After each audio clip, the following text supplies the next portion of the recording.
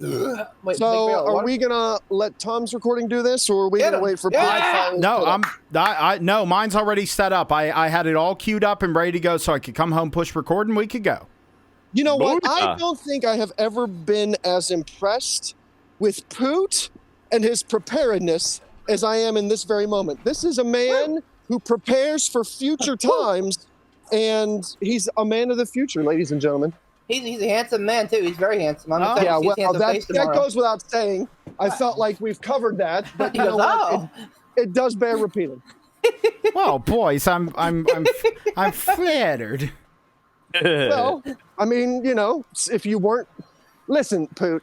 I feel like I gotta tell you this, you dumb son of a bitch. Yay. If you weren't such a handsome bard, you wouldn't get the flattery heaped upon you. So this is your own fault, dickhead. I feel like you know what? I need that sound. I need that sound clip that Poot like like the happy Poot. Okay, can we shut up and actually do an episode where we don't have fucking picks? Yeah, let's do it. Yeah, man. Yeah. Shut up, Steve Dave, and I'm going to tell you some things here with my data sheet. With my dick sheet. All right, here we go. Control yourself, Beef. I gotta mute myself. Do that. Let's be professional here. Mute your ass. And your mouth. Pergonal. Oh, God. Is MSK here? No. Oh. You're listening to the Pittsburgh Piledriver. What the hell is that? Podcast.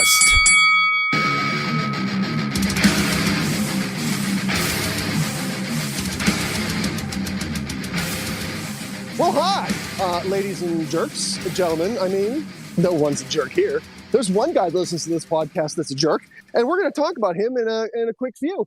But right now, we're going to talk about the ladies and the gentlemen that listen to the podcast. Welcome to the Pittsburgh Piledriver Podcast. And no, your ears don't deceive you. This is an episode in so many weeks that we don't have picks on. It's just going to be bitching about wrestling and how many people do so many things wrong and that, you know, we disagree with. I feel like that is what makes this show lovable and snuggly a bull. Is that a snuggly a bull? We'll get it caught on. Thanks, buddy. Well, it'll catch on. It'll be in Merriam-Webster in 3 years. Give it 3 years. Snuggly a bull. Shut your face. Poop the Bard, Beef the Legend, Tiger Bomb Tom, and I'm going to say it because I'm going to address it because it needs to be talked about.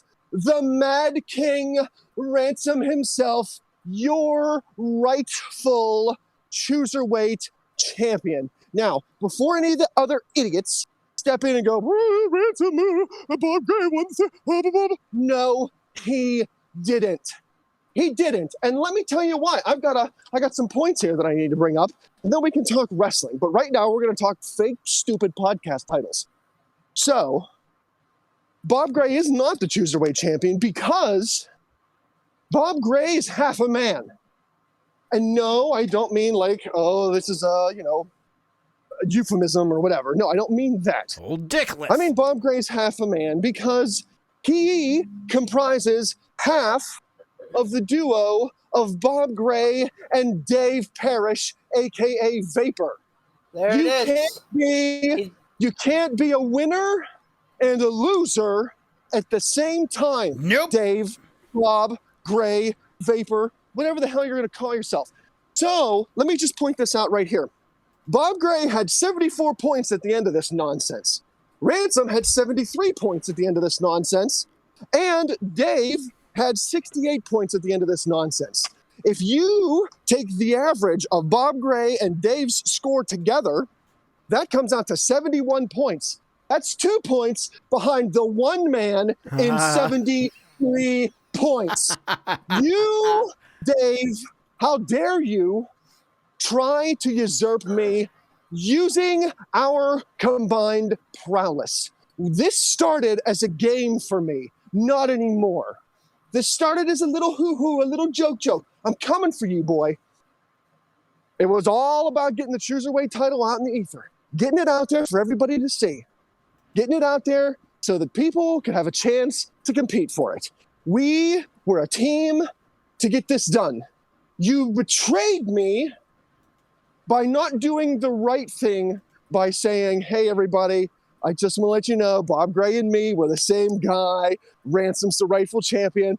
I'm just going to go ahead and, step aside and do the right thing and give Ransom this title. You didn't do it. You didn't do the right thing. You did the wrong thing. You posted a sassy video and put some flames over the stupid thing. Ransom, what happened the last time we did a bang bong bang? The last time we did a bang bong bang was a work. It was orchestrated. You, Vapor, Dave, Bob, Jester, whatever. You are not a Trojan horse that sneaks in and conquers. You are a Trojan horse made of glass. I see through you and the armies that you are supposedly bringing after the Mad King. And I'm not here for it. I'm not here. You can't overthrow a king with an army that is fake. You can't do it. You got nothing. I'm the rightful cruiserweight champ. Ransom the Mad King. Bend the knee, Bob Gray. You come here looking for this belt. All you're going to find is a mouthful of sass and an ass whooping. My speech is over. You guys can claim whatever you want. I have the belt. Still mine. Suck it. Okay, first of all, I think this honestly, I think that rant is a candidate for match of the year. I Agreed. I think that rant is a candidate for match of the year. Also, I will say, you guys know me. I have a big penchant for the absurd, and I also appreciate a good ruse, a good flim flam, a good once over. But give me a good old once over here, see? Old fashioned. Old flim flam poot. Old flim flam poot, that's what they call me. And also, you killed us both. And also, I will say, I gave my ex-girlfriend the old Vapor Dave one time, and it didn't work too well. Yes. So what I Gave her the old flim flam. I'm informed tonight. Now finally, joking aside, I will, as a very loyal, as you've seen over the podcast's history, as a very loyal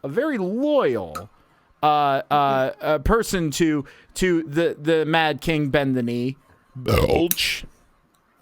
I will stand by the Mad King. I will continue to bend the knee and continue to recognize him as a champion. That's one. Suck it, you duo. I don't know other words. You damn well know that I bend the knee. You have betrayed our trust. You have stolen our title. I have Everyone's gonna hate us. recourse yet but to send these people after you, Jeffrey Lebowski. I mean, Vapor Dave. I mean, Dave Parrish. May God have mercy, have your soul. By God, sir, I will not abide another toe. That's two. Well. Uh-oh. Well. Dissension in the ranks? Wait and see. I think it's been well documented, my feelings for Bob Gray, Chaos Jester, your sister's ass, whatever his name is. Oh, my. And, it's not without a sense of irony that the monster that Ransom helped create has turned on him. Fire bad. But fate, as it seems, is not without a sense of irony. Exactly.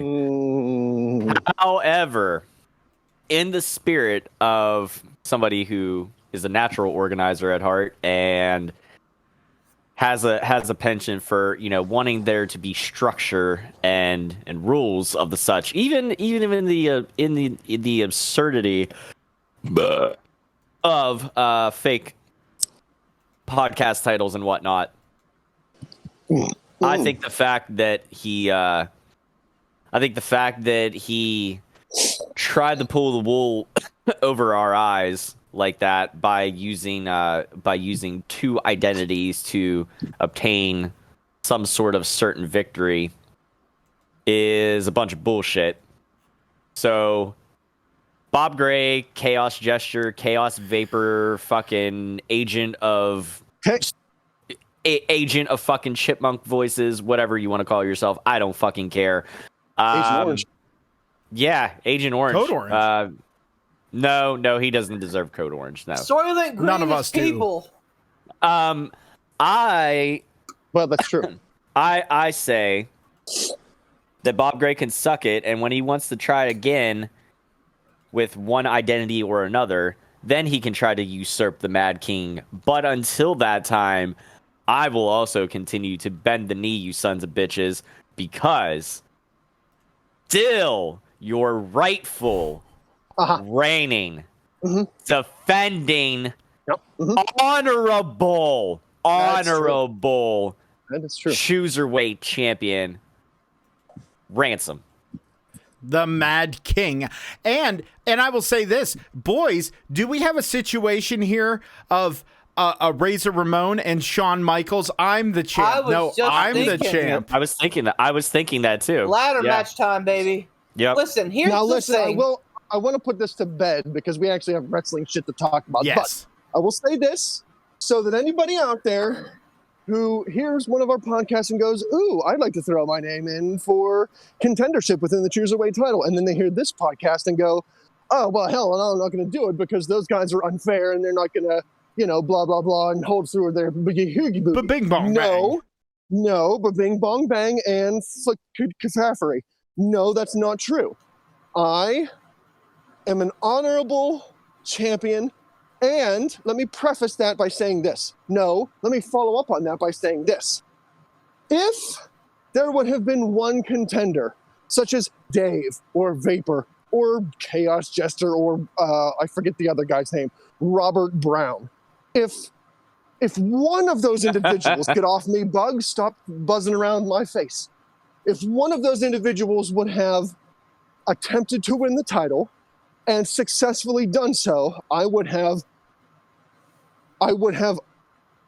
begrudgingly vacated it to them. Or if both Bob Gray and Dave had beaten me in the numbers, then it doesn't matter because they both would have beaten me. I would have then also begrudgingly stepped aside. However, since there was shenanigans afoot, I feel like I'm going to average out your scores, and the average of your scores didn't beat mine. Therefore, bugs, get away from my face. I'll put it to bed right there. So anybody who is going to be like, well, I'm not going to do the Cruiserweight Open because blah, blah, blah. No. If one of them would have competed and won, I would have given the title up.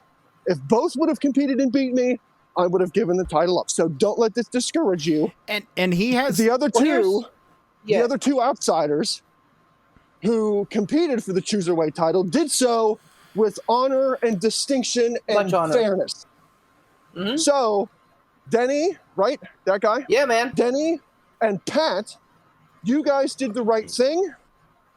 Just one name, not an alias or a surly surname or whatever. You guys, you did the right thing. If one of you would have won, the title would have been in the mail. The right and honorable bastard. And here's the problem. Hold on, quick note on the bastard, Pat. This was stamped as of maybe a week ago. He was on vacation and passing through the great state of North Carolina. He sure did. Just to let you guys know. The problem here, being very much to the point and very much analytical, is that Dave and Bob Gray's picks did not match. If they delivered the exact same picks for the exact same point totals, but the problem is that they both chose the same, matches, and then on the ones that weren't matches, they chose differently. You can't have your cake and eat it too. No title change. So I will await Dave's or Vapor's or Chaos Jester or Bob Gray's reply. I'm sure they'll listen to this episode. So I'm gonna assume that they're like Venom, where they are as one. We are Vapor. We are Vapor. I will assume that they, and that's what I'm going to refer to them as now, not as a he, but as a they. I assume that they will listen to this podcast and will have some sort of retort or reply or argument. Or chipmunk voiced video. I will hear the argument and, we'll entertain it. But as of the moment of this recording, bend the knee, Bob Gray. I also have a suggestion too. We could, ultimately, we are the Senate here. So, final decision would lie with the four of us. But I would be interested to see what the other listeners and the other participants from the Chooserweight Open happen to think of this. Do they feel that that the shenanigans afoot do not deserve a title change, and that Ransom, may he forever reign, at least until after the next thing. Now, if I may. Well, I'm not saying that we're gonna be like, oh well, if the poll says 51% say fuck Ransom, it's official. It is as of this moment, 9:20 p.m. Eastern Standard Time on August the 5th. That title, the year of our Lord, has been declared null and void. Now the question is, does the title go back to the Mad King, or do we vacate it, Jack Tunney style? Now I am the Senate. Now, okay. So if I may pose this, my other thing I was going to pose is now null and void by that very declarative statement. Beers. That very declarative statement that Beef made. What I was gonna say. No, that's okay. I was gonna suggest maybe a breaking kayfabe between the two of them and see who makes an argument. But now here's listen to Beef. Beef's I am the Senate. Beef's less than thrilled with breaking kayfabes. But here's another thing. If and now Mad King, please don't take this as unbending the knee. But if we did vacate, I think it would add a little bit extra desperation to the next round of picks. Let me say this. This is the only argument I give. And again, I am the Senate. But this is the only argument that I give. In wrestling, you have to beat the champ to be the champ.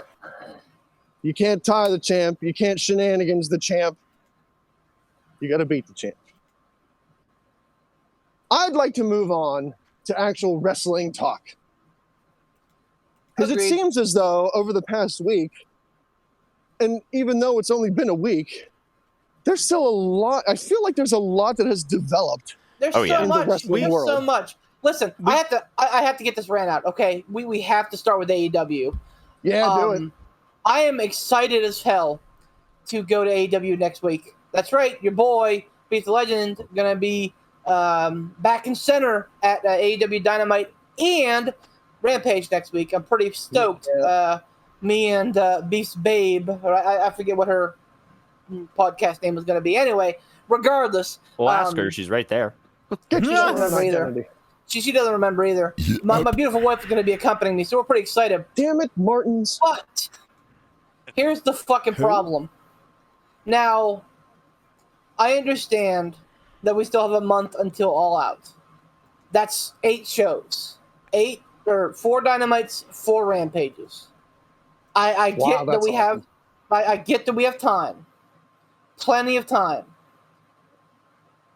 How the fuck are you trying to make a guy who was barely relevant in WWE, Truth Hurts, suck it up, a lifetime tag team wrestler, a guy who couldn't even make the main event in Impact, and over-the-hill coattail rider, the number 1 contender, over a fucking Stone Cold Daniel Bryan at the precipice of absolutely getting ready to explode, Hangman Page. Now again, I fully admitting that I could be getting worked here. That they could be like, let's get all the marks, and like in a month's time, it could be Hangman Page sitting pretty. But reports have it that backstage, they've decided to move away from Hangman Page versus Kenny Omega at All Out. And then Hangman Page isn't even on the fucking card. Your biggest babyface pop of the night every single week is not on the fucking biggest card of the year. This is their WrestleMania. There's no excuse, zero excuse, that I'm going to hear about Hangman Page not challenging for Kenny Omega for the title. If it's Christian, I probably won't even order the pay-per-view. I'm just going to steal it, like everybody else. So wait, hold on. This is All Out you're talking about, right? Yes, sir. Yeah. Yes, sir. Okay. Yeah. And All Out, you said All Out is AEW's equivalent to WrestleMania. Right, because that was the one that started it all for them. All In was the one Okay. that started AEW.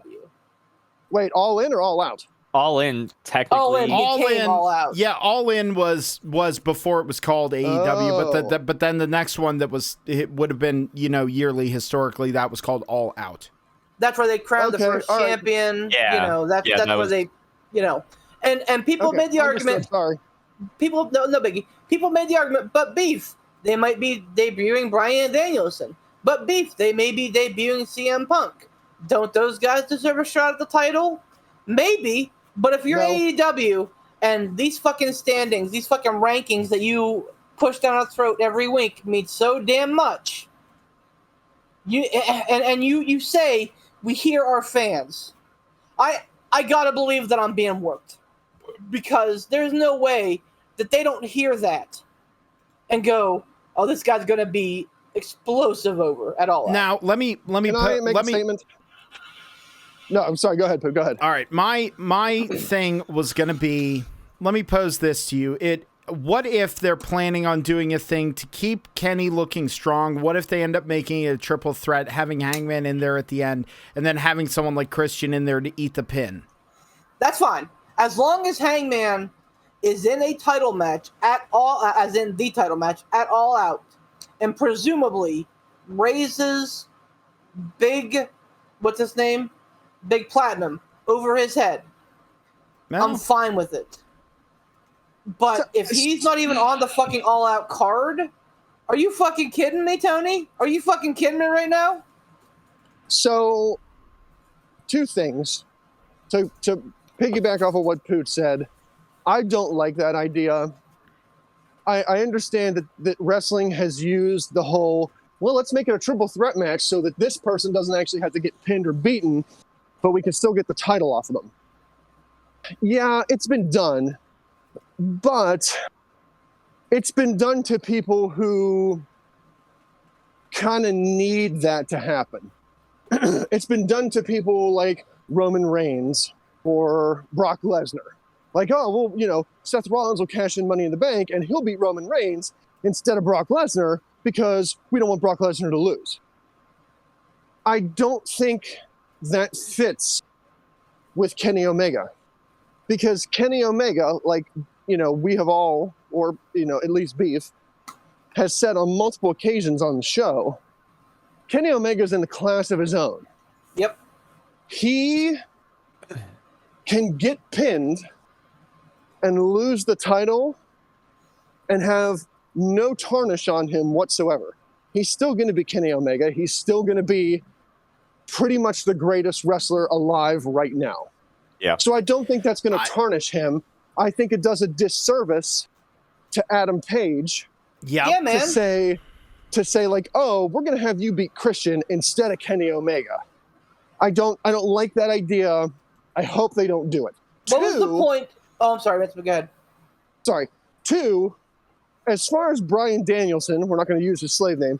Damn as far right. as Bryan Danielson and CM Punk go, it would be amazing if they show up in AEW at All Out.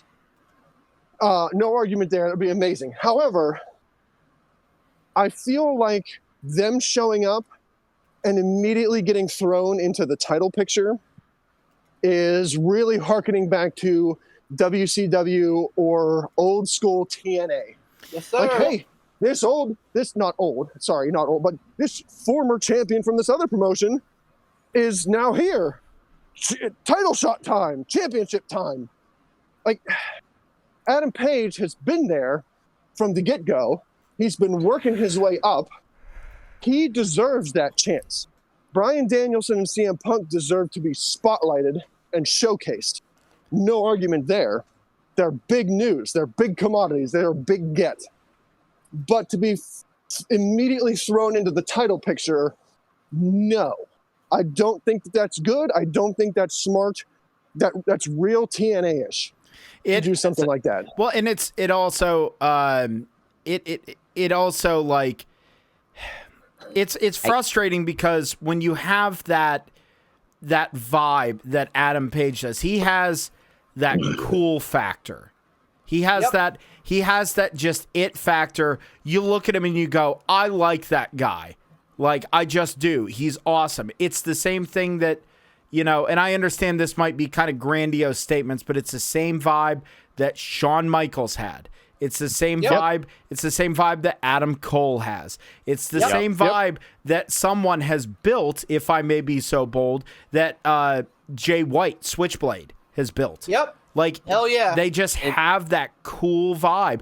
And to not cash in on that, like, now is the time to pull the trigger. You can go ahead and sit and have this whole, well, let's see where it goes. Let's see this. Let's see that. Don't do that now. Don't do that now. Pull the trigger and have him go. And and to further off of Ransom's point in regards to, like, having the triple threat so Kenny, could lose the title but still look strong. I think it, like you said, it does a disservice to Hangman because it doesn't make Hangman, assuming that if he were to win the title in the triple threat match, it doesn't make him look as strong in a win because he didn't pin Kenny, he pinned Christian. You know what I mean? He beat the guy that Dave just talked about. Right. Point? And like you're saying, I also agree.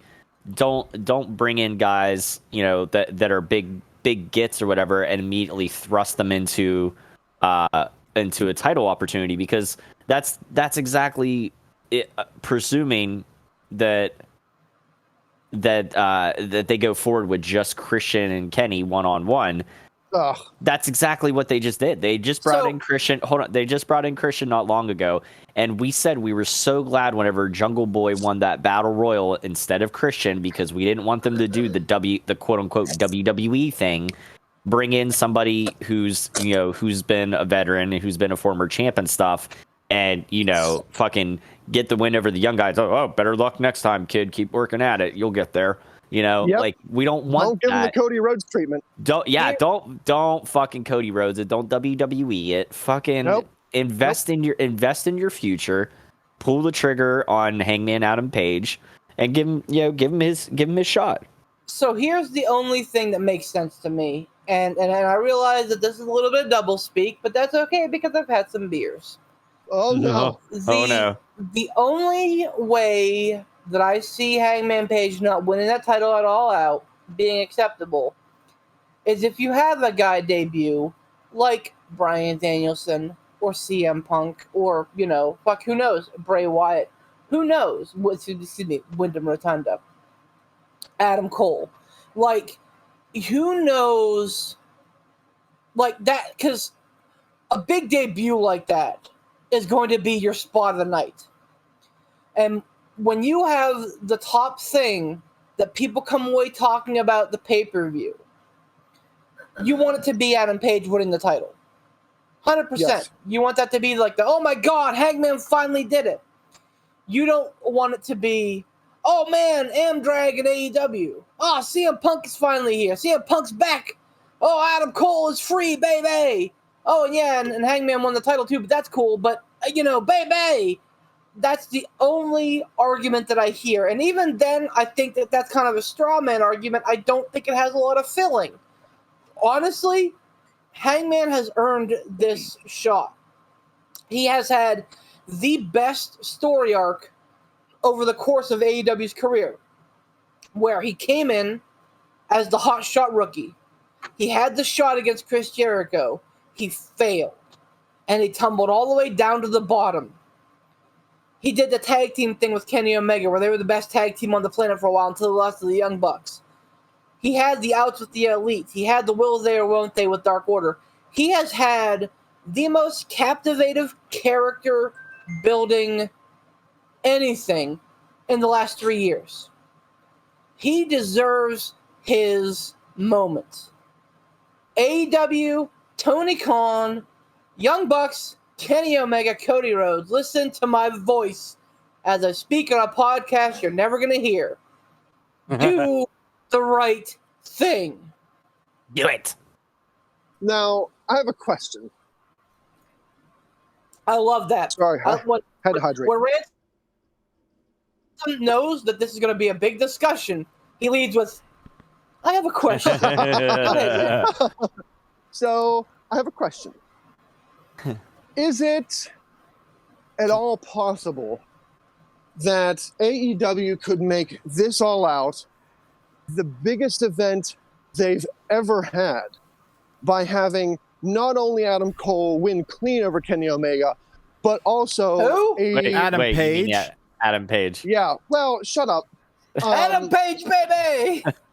Win clean over, boy, you could tell where my mind's going. Win clean over Kenny Omega for the title, and also have a big surprise debut, such as a Bryan Danielson, CM Punk, or Adam Cole. And we're going to get to the reason why I'm bringing him up, and why, Beef and Tom and Poot have brought him up as well. We're going to get to that. But I know that it could be a worry that the title win could be overshadowed by the surprise debut. Is it not a possibility that they can have both? You can have your cake and eat it too, and make it an enormously popular, cannot be beat, cannot be missed show by having so much happen. So here's the thing. Listen, the beef beers. Give me 1 second. I'll bet you my point's shorter. The which is right. Giggity. Let's see. The point is, I think of anybody that could do it, any organization that could pull off the scenario that Ransom is posing right now, it is AEW. I think they could handle it and thread the needle, and have everybody come out smelling like a rose, have a really good show, and have something very interesting. I really think they could thread that needle. If anyone could do it, they could. They just have to mind their P's and Q's. Pints and quarts. Yep. I think that drinking together, mass hysteria. Yes. I think that CM Punk's going to debut at the first dance. That the Rampage special in Chicago. I think that that's on the wall already. I think that that's going to happen, which is smart. Put that out there a week before the big pay-per-view to drum up noise. That's super smart, and I'm all about it. I think they'll pull in a perfect world. They pull a trifecta. They have the Battle Royal, which presumably a guy like Amdrag could win. Brian Danielson. Nope. Sorry, Daniel Bam Bam Bam. Yep, that's the one. That's why I called him Amdrag, just to avoid that conflict. The American Dragon, Daniel Brian Bing Danielson. Bong Bang. Have him win the Battle Royal earlier in the show, so people are like, "Holy fuck!" Brian Danielson in AEW. Have Adam Page win the title off Kenny Omega, and then as the show's fading to black, have Adam Cole come out and super kick the shit out of Adam Page, and the fucking show goes off the air with the fucking baby. Page v. Cole. That's big news in and of itself, because if the reports on the interwebs are to be believed, Adam Cole's contract expired already. His contract expired before the SummerSlam NXT event. Really? Yes. Yep. Also, if reports are to be believed, that was an oversight. They didn't do that on purpose. That was an oopsie daisy. Someone wasn't paying attention to contracts. Oopsie And boopsie. allegedly, somebody was canned over that. I don't doubt it. It was such a big whoopsie daisy that somebody got canned. Now, again, if you're going to believe all these reports, Adam Cole signed on a little bit of an extension so that he could participate in the SummerSlam AEW show. whether or NXT not 36. yes, whether or not they get a new contract in front of him before the end of that, whether or not he's interested in signing, we don't know. But if he only signed that little bit of an extension or agreed to a little bit of an extension to the SummerSlam NXT, when that's done, he's not released from a contract. His contract is up. There's no compete clause. There's no 90-day, 60-day, 30-day, nothing. He's free.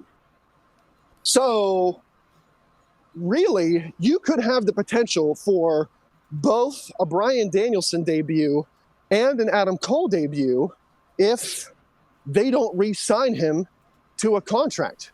And you'd have to think WWE would have to, I would imagine, and again, I'm a nobody, I don't know shit, but you would have to think that WWE would have to put a very big deal contract in front of him to get him to stay, because his lady is over on the AEWs. Why would you not want to go over there and be with her? Why would you not want to go and have a massive amount of opportunities? That would be one of the biggest wrestling news things to happen outside of Bryan Danielson and CM Punk potentially going to AEW. And as of that report that I had read, they still had not even offered him a new contract. That's So that utterly begs the insane. question. Yeah. Yes, that begs the question. What the hell are you doing? Well, WWE? let me Do they not and want him to stay? I'm not trying to make this the beef drunk cast. I'm really not. But I do have an opinion that I think But you're is- gonna. is- yeah, I am. No, a couple quotes come to mind. The first is Tommy End, aka Malachi Black, aka Aleister Black, discussing his leaving WWE. He said that Vince McMahon had no idea what to do with him prior to release. Fucking surprise, Well- surprise. And the reason I bring that up is this, is that a guy like Adam Cole sees that and goes, he sees what's happening with Karrion Kross.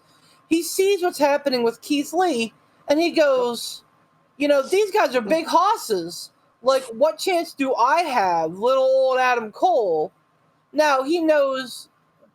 knows. Cole. Now he knows his value. That's for sure. He knows what he's worth and he knows what he can do. But I don't think that Vince McMahon does. The other thing that comes to mind is the quarterly phone call that happened 2 weeks ago, where Vince McMahon very clearly said, AEW is not a competition like WCW was in the 90s. Vince McMahon does not. He again reiterated that. He said that verbatim. That's a fucking AEW. And this was arrogant. just recently? That is an. Yes. You said this was last week, last month? Couple weeks ago in the Oh my in gosh. the second quarter phone earnings thing. That is an arrogant fucking statement. He literally Oh said, my Lord. I think that's the first time that Vince has said the words AEW. Maybe not, but it's got to be close. He literally said on the investment phone call, AEW is not a competitor in the way that WCW was in the 90s. And here just to put an exclamation point on my little statement here. Yeah, huh? Fucking numbers don't lie. AEW being at around 1 million, Raw being at a little over 1 million, tells a different fucking story. So, Well, that's, yes. I mean, you're not wrong there. But as far as Adam Cole's concerned, I understand, like, he can look at here's what I don't get. And maybe one of you guys can explain it to me better or try to rationalize Vince McMahon's crazy-ass mindset. I don't know. But here's the thing that I can't understand. Everybody sees Adam Cole as the 2020, 2021 version of what Shawn Michaels was in his prime. If not, and dare say it, if not better. Shawn Michaels, I just don't get it. So many people have lauded Shawn Michaels as the greatest wrestler, greatest entertainer of all time. Present company included. oh yeah, man. definitely. Freaking Ric Flair. Now, I get it. Like, you might not find Ric Flair relevant nowadays as far as wrestling is concerned, But Ric Flair has come out on multiple occasions and said Shawn Michaels is the best performer he has ever seen. That coming from Ric Flair, I don't know how much higher praise someone can get. So for all of the success, all of the fame that came with Shawn Michaels in the 90s, and then even after his return in the early 2000s. Which is where he did a lot of his best work. Yes! I mean, he's not a big dude. He never was a big dude. He's not the tallest. He's not the strongest. He's not the cuttest. But look at the performances that he gave. Look at the money he generated. Look at the revenue. My goodness, the merch sales from Shawn Michaels alone had to be out of this world. The stories he could tell. Yes. Vince McMahon can't look at Adam Cole and go, damn, I didn't think we could get lightning in a bottle twice, but we did. How do you not look at that and go, snag him up, lock him down, freaking do it now? If it's worth firing somebody over an oversight in allowing his contract to expire, if it's worth firing somebody over that, why on earth do they not have a contract in front of him and negotiating his ass off to get him to re-sign? Dude, it boggles my mind. You're singing the song, man, and the problem is it goes back to what we've been saying and what a lot of people have been saying. McMahon, I really believe at this point, not only because of his age is he unhinged, but it's also because he's not chasing to make the best product anymore. He's not chasing to build legends and stars and people to talk about. I honestly believe, yeah, McMahon might have wrestling be his world, but McMahon is no longer looking at wrestling as it's this, you know, big important thing and having this legacy and everything like that. All he gives a damn about is the money and the next business deal. I mean, and we're going to get to it, I'm sure, but he cut Wyndham Rotunda apparently because of money. Apparently. Like that's the next topic to fucking bitch and scream about. But that's the point, is that McMahon doesn't care. He doesn't care because in his mind, it's the same thing of like, you ever hear the old hat of with your employer? It's like if you died, they would, died at work, they would have you clock out. You know what I mean? Yeah. Uh-huh. It's that kind of thing. To him, he's like, oh, there'll always be another Adam Cole. There'll always be another Bray Wyatt, another Wyndham Rotunda. Like, seriously. See, and that really bothers me. Me too. That because like Beef said, seeing certain guys that McMahon doesn't understand what to do with him. Like, he didn't understand what to do with Aleister Black. I'm not defending McMahon's actions by any means, but I can as somebody on the outside looking in, I could understand how somebody like McMahon wouldn't get Aleister Black and wouldn't understand what to do with him. Now, again, hopefully, we'll see Triple H at the head of the table there one day, and he'll be the one making all the final decisions. But,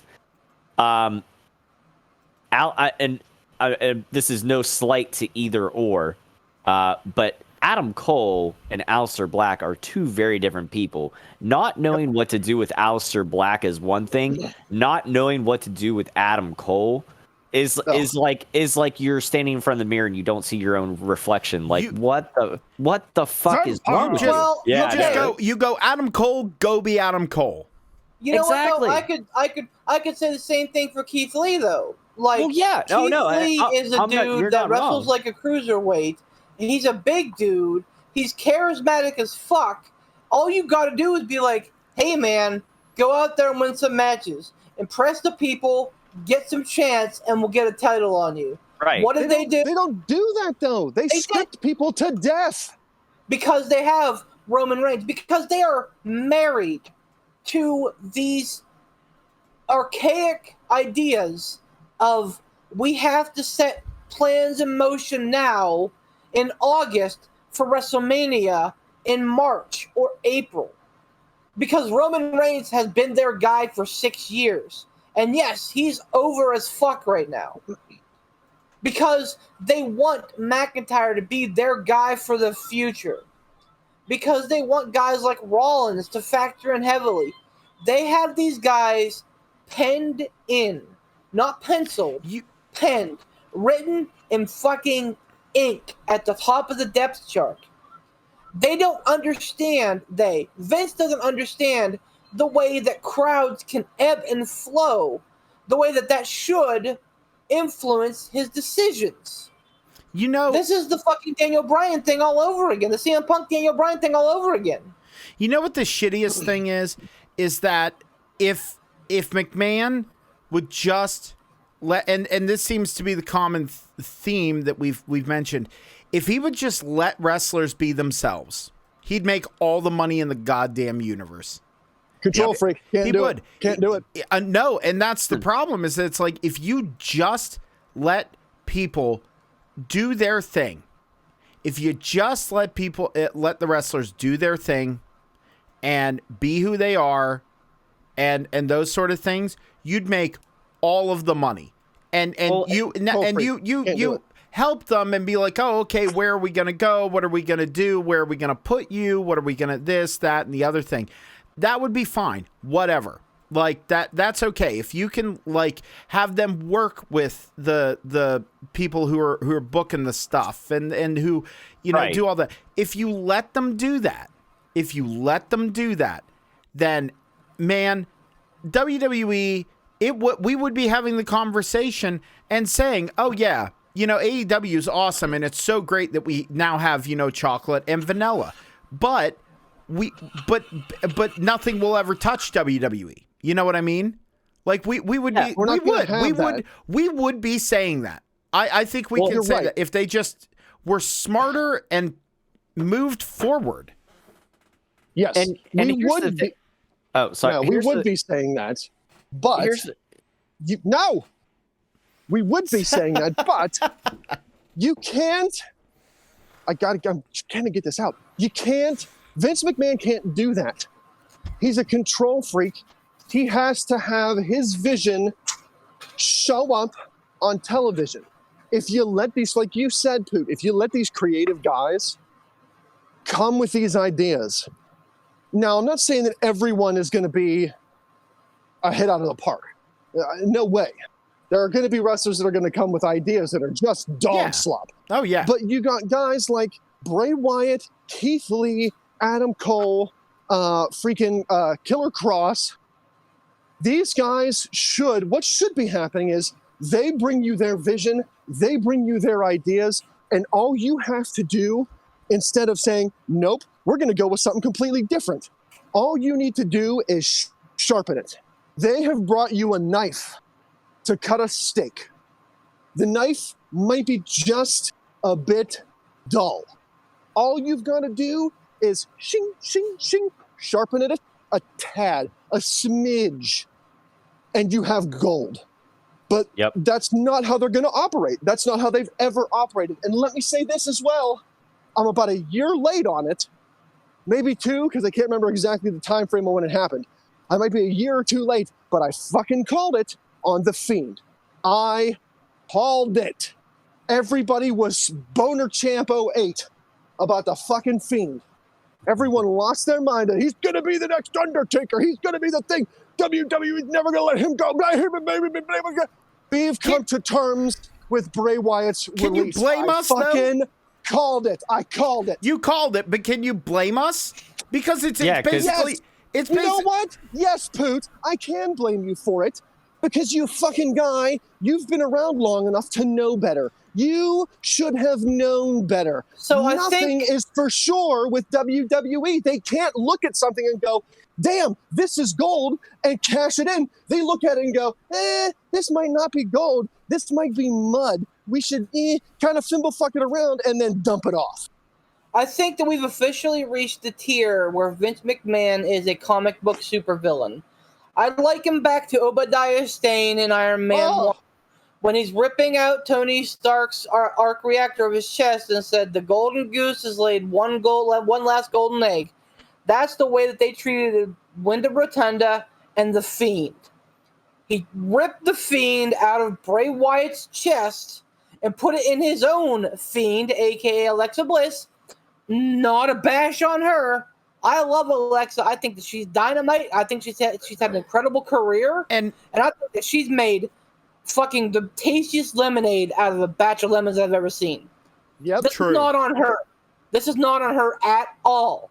So the internet coming at her, if you're listening to this and you came at Alexa Bliss, not what you're thinking, Tom.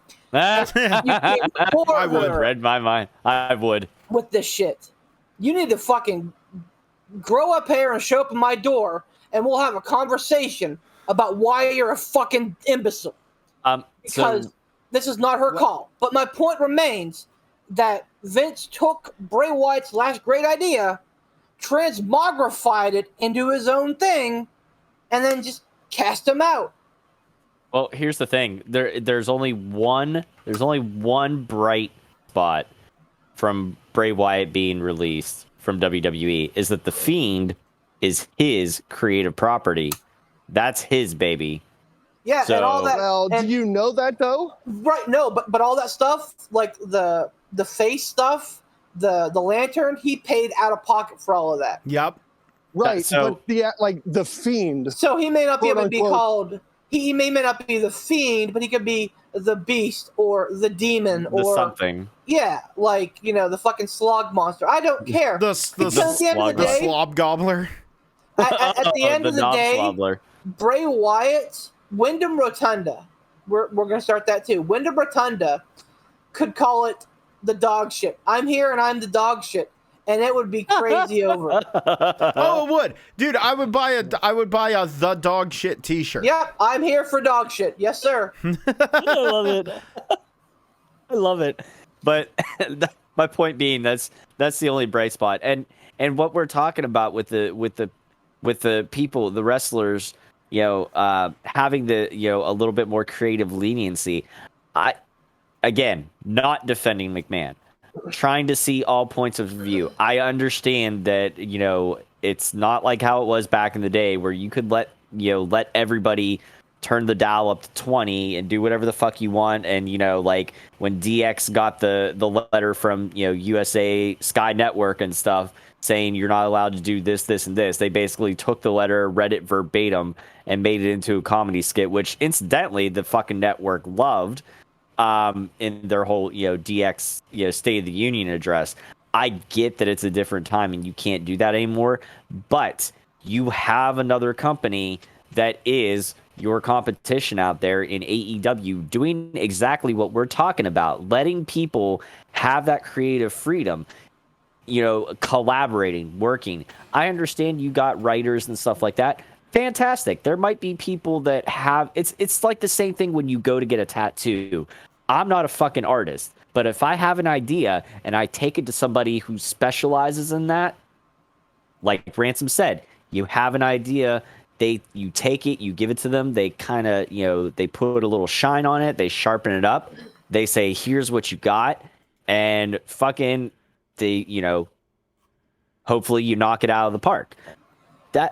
It's about collaborating. It's about working together for the greater good. It's about working as a team, with your creative team. That means the writers, that means the performers, that means everybody, that you need involved, working together to make the best product. You would think. Even though it's a ego-driven business, and even though that it's rewarded and lauded, for being the alpha, the alpha and everything like that.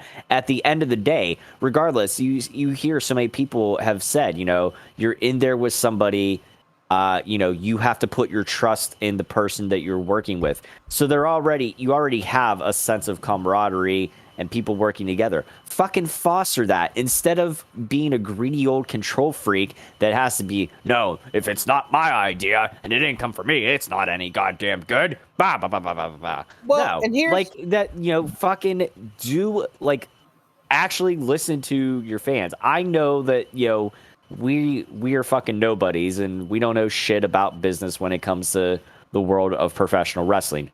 I get that. But when you have these groundswells and you see stuff that's going on, you like ride that wave, catch that lightning in that bottle, make the most of it, invest in your future. Regardless if you're not going to be here long enough to see it, fucking invest in it for your fucking family's sake and for your legacy's sake and everything. You're asking him to give a shit about another person, and that's impossible. Like, oh my God. You can't. But there is good news. Irony. There's good news. What's that? Good news. In all of this darkness and all of this bitching, there is good news. WWE is looking into the future. They brought John Cena back. They brought Goldberg back. They're talking about re-signing Braun Strowman. So, oh my God, there is light in all of this darkness because our Lord and Savior John Cena has returned. The man who basically made the 90s wrestling what it was, Goldberg, is back. Through God, all things are possible, so jot that one down. Oh, God. Not to mention, Braun Strowman, toot toot, Here's the irony. Face himself is back. Well, potentially could come back. Here's the irony in Bray Wyatt getting cut. I think either the day before or the day after he was released, Kurt Angle said in some interview somewhere that The Rock ad-libbed most of the shit that he did. Like, that's... And he's lauded as one of the greatest of all time, and I, can't argue that fact. In his short career, he was a super megastar, to the point that he is the highest paid actor in Hollywood. And he's a guy that people will pay to go see do just about anything. And he hasn't even touched the MCU. So that's a big fucking deal. So he had enough rope to hang himself with. And he went out there and fucking jumped rope with it, man. And we've seen pieces of it. Roman Reigns' line on SmackDown last week or 2 weeks ago. You better put that beef away. No. Roman Reigns' line 2 weeks ago about John Cena being so samey that it's like having missionary sex every night. Like, it was a great I did catch that line.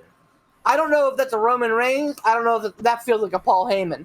But regardless, it didn't come from some asshole at a typewriter. I'm certain. That felt like it was an impassioned, spoken line. None of the good ones really did, though.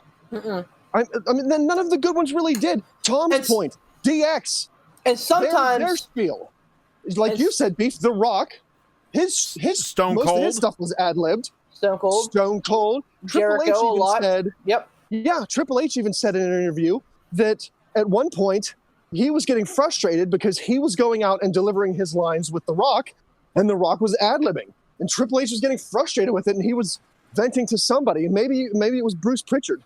And Bruce Pritchard said to him, so do the same thing. And Triple H said, well, I can't. I got lines. And Bruce Pritchard said to Triple H, so does The Rock. But The Rock's going out there and ad-libbing. What's the worst that's going to happen? You go out and you ad-lib. It flops. People don't like it. Vince doesn't like it. He tells you knock it off. But he did it. Best ask for forgiveness than permission. Yeah, Triple H, he learned from that. He then went out there and started ad-libbing with The Rock, like The Rock was ad-libbing, and look what happened to him. I mean, freaking rocket ship, the best ones don't adhere to the script. And sure, you're going to get your hot messes. You're going to get your Randy Savage promos. You're going to get your Ultimate Warrior promos. Like, those are going to have... Psycho Sid. Scott Steiner. Lex Luger. Scott Steiner, God bless him. He's delivered some of the best fucking promos in the world. The best bad promos ever. Right. Lex Luger, exactly. But I mean, you're gonna have that, but that's okay. I'd rather see organic dick in the dirt moments than this manufactured crap hole syndrome. That's the key word. Sequencing. It's wrestling call sequencing. Mm-hmm. Yeah. That's what it is. You sound like a robot. Yeah, that's the key thing. That's the key word right there. Beef is organic, because what happened, when John Cena being pushed to the moon wasn't organic anymore. It was what WWE wanted. It's like, you like this guy, you cheer him because we say so. Everybody, you got the fucking Cena sucks chance. He's been away for so long, and then we miss him because we realize, he was good. It's just the fact that, he was shoved down our throats by, the fucking company. We don't necessarily hate Cena for that. We hate the situation. It's but not the Cena we hate. It's the situation that's a pain in the ass. That's a pain in the ass. Thank you, Poot. Thank you, Poot. But it's same thing here. If it's not organic, look what happened with Daniel Bryan, or Bryan Danielson. But when it happened, he was Daniel Bryan. Look what happened when the fucking whole, him. The Yes movement. Yeah, thank you. I lost my train of thought there. The Yes movement. Look at how that how that took off. CM Punk quit because of it. It wasn't getting over, and Punk's like, "What the fuck are you doing?" He saw the run sheet for WrestleMania. He saw Daniel Bryan versus Sheamus on the pre-show, and he's like, "Are you fucking kidding me? I'm not doing this anymore for this company that can't see the fucking forest from the trees." And he walked the fuck out. Yep. John Cena is a perfect example of that guy that saved his career by going off script. If you remember back when John Cena was the prototype, he was close to getting canned because no one gave a shit.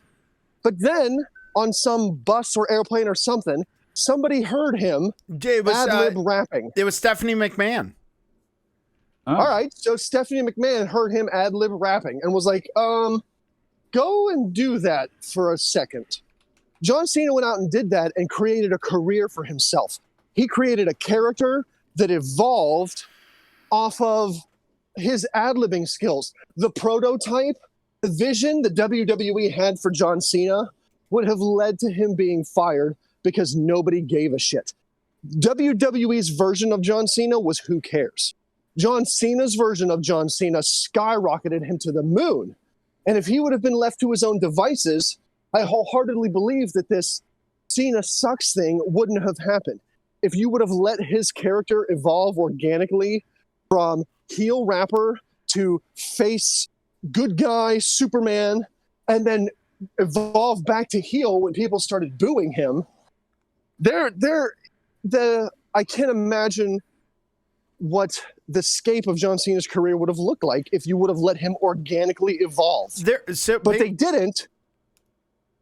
They didn't. So like Tom said, they didn't. They pushed him down everyone's throat, which led to resentment in the character, not in the man.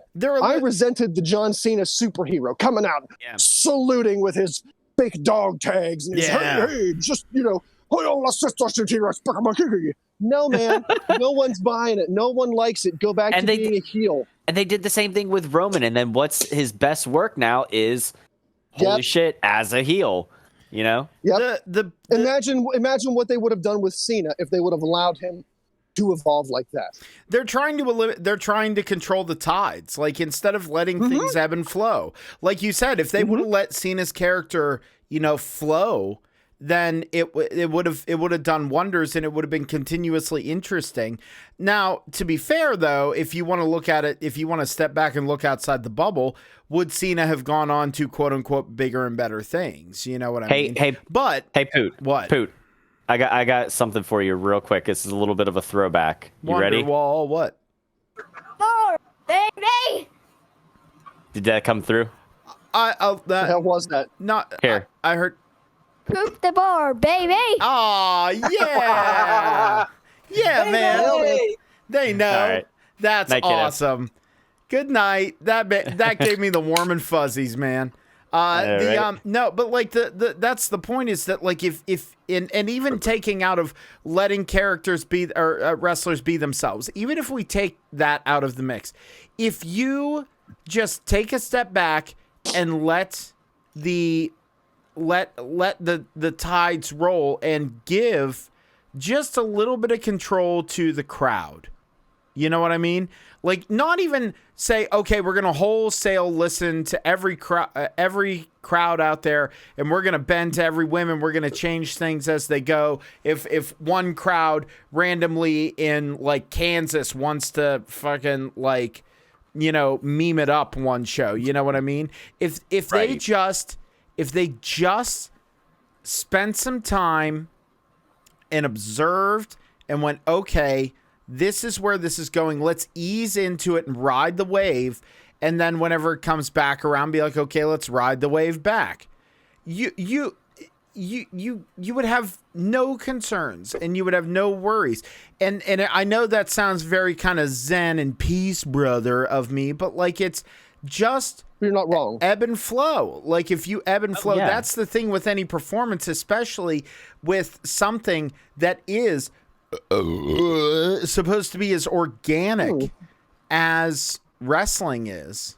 And you know, here's the thing, to your point, Poot, you know, going with it, like you said, not letting like some one random crowd dictate, you know, some fucking random rowdy crowd in fucking Poughkeepsie or something like that, whatever. Oh. But here's the thing, you know, how you control that narrative over time is do something that WWE doesn't fucking do forever.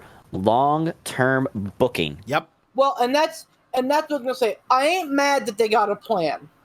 That's smart. It makes fiscal sense. Okay, I understand that you're like, all right, you set out at, you know, presumably at the, you know, the day after WrestleMania, you say, okay, here's where we are. Here's who we want our big sellers to be. Right. Let's get out there and let's do it. I understand that. What I don't understand is not having the flexibility to let organic things happen, because without that flexibility, I don't think we get the Austin era. No. Hell, we may not even get, you know, Hulk Hogan. Hulk Hogan, before he became the Hulkster that we knew and love, was a character much like Thunderlips in Rocky. No. That he was just like not over. He was a bad guy, and it was not working. Yep. They gave him some flexibility, and they said, "You know what? We're gonna run with you." And you know, history, as they say, has happened. They don't say that at the all. heartbreaking thing in all of this is what happened. Beef just having I said, the beers. History, as they say, ... has happened. And I said, Well, say that. Ladies and gentlemen, It's time to switch to water there, cowboy. The heartbreaking thing in all of this is the fact that WWE has done this before. We know they can let things organically evolve. We've seen it. We've witnessed it. Harken back once again to something that Beef said, not as, you know, history is done in history. Has happened. Not that part.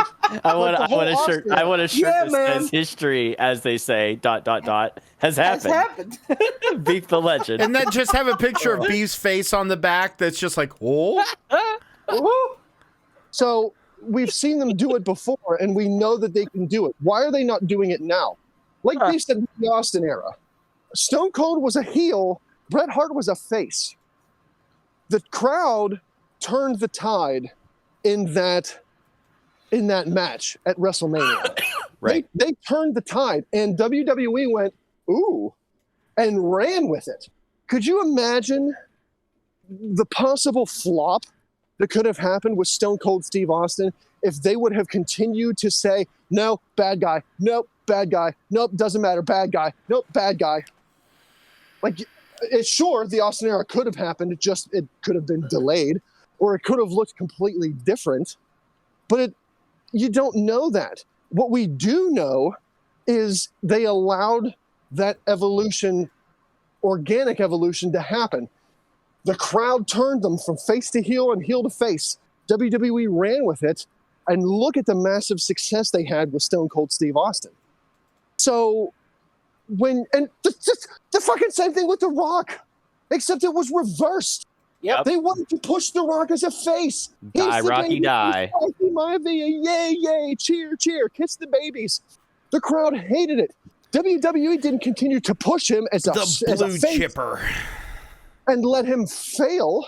They said, well, if the crowd's going to boo him, let The Rock go out there and make the crowd boo him even more, and which led to incredible success not only for Dwayne Johnson, but for the WWE as well. How can they be so short-sighted that they can't look back on two of their greatest success stories? Because 3 if you include Hulk Hogan. Shut up, Poot. 3 if you include Hulk Hogan, and say, we allowed this to organically transition. We didn't force something because we wanted it that way.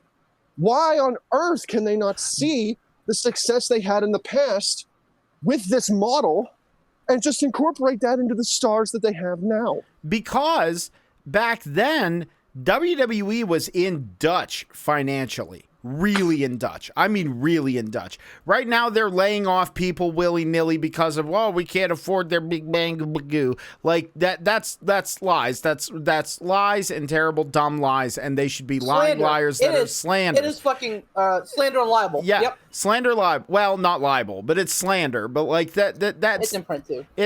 like my Alcoholic point, Beef trying to do legal. you know what? I appreciate you, Beef. Called a My law point- firm of Beefison and Beefberg. Oh, Beefberg. Yeah, we learn from history because it's happened. That's right. Beefberg. Put the trumpet away. But that's the point. They were in Dutch, so they were just like, we need to do something that's going to get eyes on us. So they had these people, they had the tools, and they let them go that way. Like, they let them do it. Because at that point, what did they have to lose? Nothing. All they had to gain. Now, because they have all these other people that they're at the behest of, they have things to lose, and they have to listen to them. And McMahon at this point just wants even more money because reasons. Like, that's the thing. That's the difference. That's the deal breaker, is the fact that they don't have to be at the like, they don't have to worry about money. They don't have to. If, it's just done. Like, it really is. Good Lord, they're laying people off left and right like they're in some sort of financial. Yeah, the you know point, what? though. Let's fucking talk about that. Bray Wyatt, The Fiend, has been one of their top merchandise sellers over the last 2 years, 24 months. A dude who's clearly moving merch. They cut him saying, we can't afford your contract. That's fucking bullshit. But you can, But what do you can think it afford is? to bring back Braun Strowman, Yeah, or fucking Goldberg. or you can, fucking, to a much lesser degree, fucking Eva Marie. Like, come on. You can fucking tell all the lies that you want, but at the end of the day, I don't fucking buy that for a second. Going back to my Gold Goose analogy, Bray Wyatt put together the best feuds. He was a guy that whenever he came on the screen, everybody fucking stopped. All the fucking what chants stopped. All the fucking beach ball, all that fucking stopped. And Ronda Rousey can suck my dick too. She can fucking fuck off. But that's neither here nor there. Well then, What'd she say again? She was like, "Oh, the fans caused us. If you weren't chanting, we want beach balls, you guys were chanting, we want beach balls during a Bray Wyatt match. Maybe he wouldn't have been cut." No, that's bullshit. Vince McMahon wants more money because that's what fucking millionaires do. They want more money. Is that what these cuts are, you think? Just 100%. him wanting more money? Yep. Because fiscally, they've had the most successful fucking year and a half of like any company during the pandemic. I don't have the numbers to back that up, but they're pretty fucking successful. They're one of the few success stories over the last 24 months. Because they don't have the overhead of doing the road shows. They haven't had the overhead of doing the road shows. Now they're like just not touring anymore. Now they just do Raw and SmackDown, which is great. I think they do an occasional tour now and then. But like my point is that like they saw, hey, we don't have to invest all this fucking money to make all this money. We can do the bare minimum and get by. I really think that it's probably going to be sold. I'm still on that bandwagon. I still think that they're still trimming, quote unquote, the fat, the big contracts, so that whenever they make a pitch for it to be sold, it's a more appealing deal. I was gonna say that's been the longstanding thing, and that's possibly, when I say possibly, yet another lining, silver lining in the clouds, because if Vince sells, then, he's out of the control. Maybe we can actually get somebody in with a level head and get somebody in there who's going to make better decisions than that don't lead us to bitching and screaming and yelling fucking once a week over what the fuck are you doing, WWE? Like, boys, let me fantasy book. I'm hoping. Let me fantasy book. Oh God. Let me fantasy book. Vince McMahon sells WWE to a second party, right? Yeah. Then Captain All the Money, Tony Khan, comes in and goes, I want that. Oh my God. Oh my God. Great, right? Oh Jesus. That'd be a Vince McMahon move right there. That would be. So the fantasy buying book aside, it could be a silver lining, or it could be worse. Terrible. Yeah. It could be worse because, like we've talked about before, if they sell, depending on the terms of the selling of the business, boy, that could have came out a lot more eloquent. Depending on the terms of the selling of the business, Vince McMahon could stick around and continue to be in charge and remain in charge until either A, he dies, or B, the new owners go, well, you're not being super profitable for us, so you're out. Or the new owners could really just come in and clean house and go, oh, Vince, gone. Steph, gone. H, gone. Shawn Michaels, Road Dogg, all the people that make NXT great, gone. I don't think they would get rid of our own people. Shut up. We're going to bring in our own people, and we're going to run it how we think it should be run. And like Beef said, it could be a lot worse.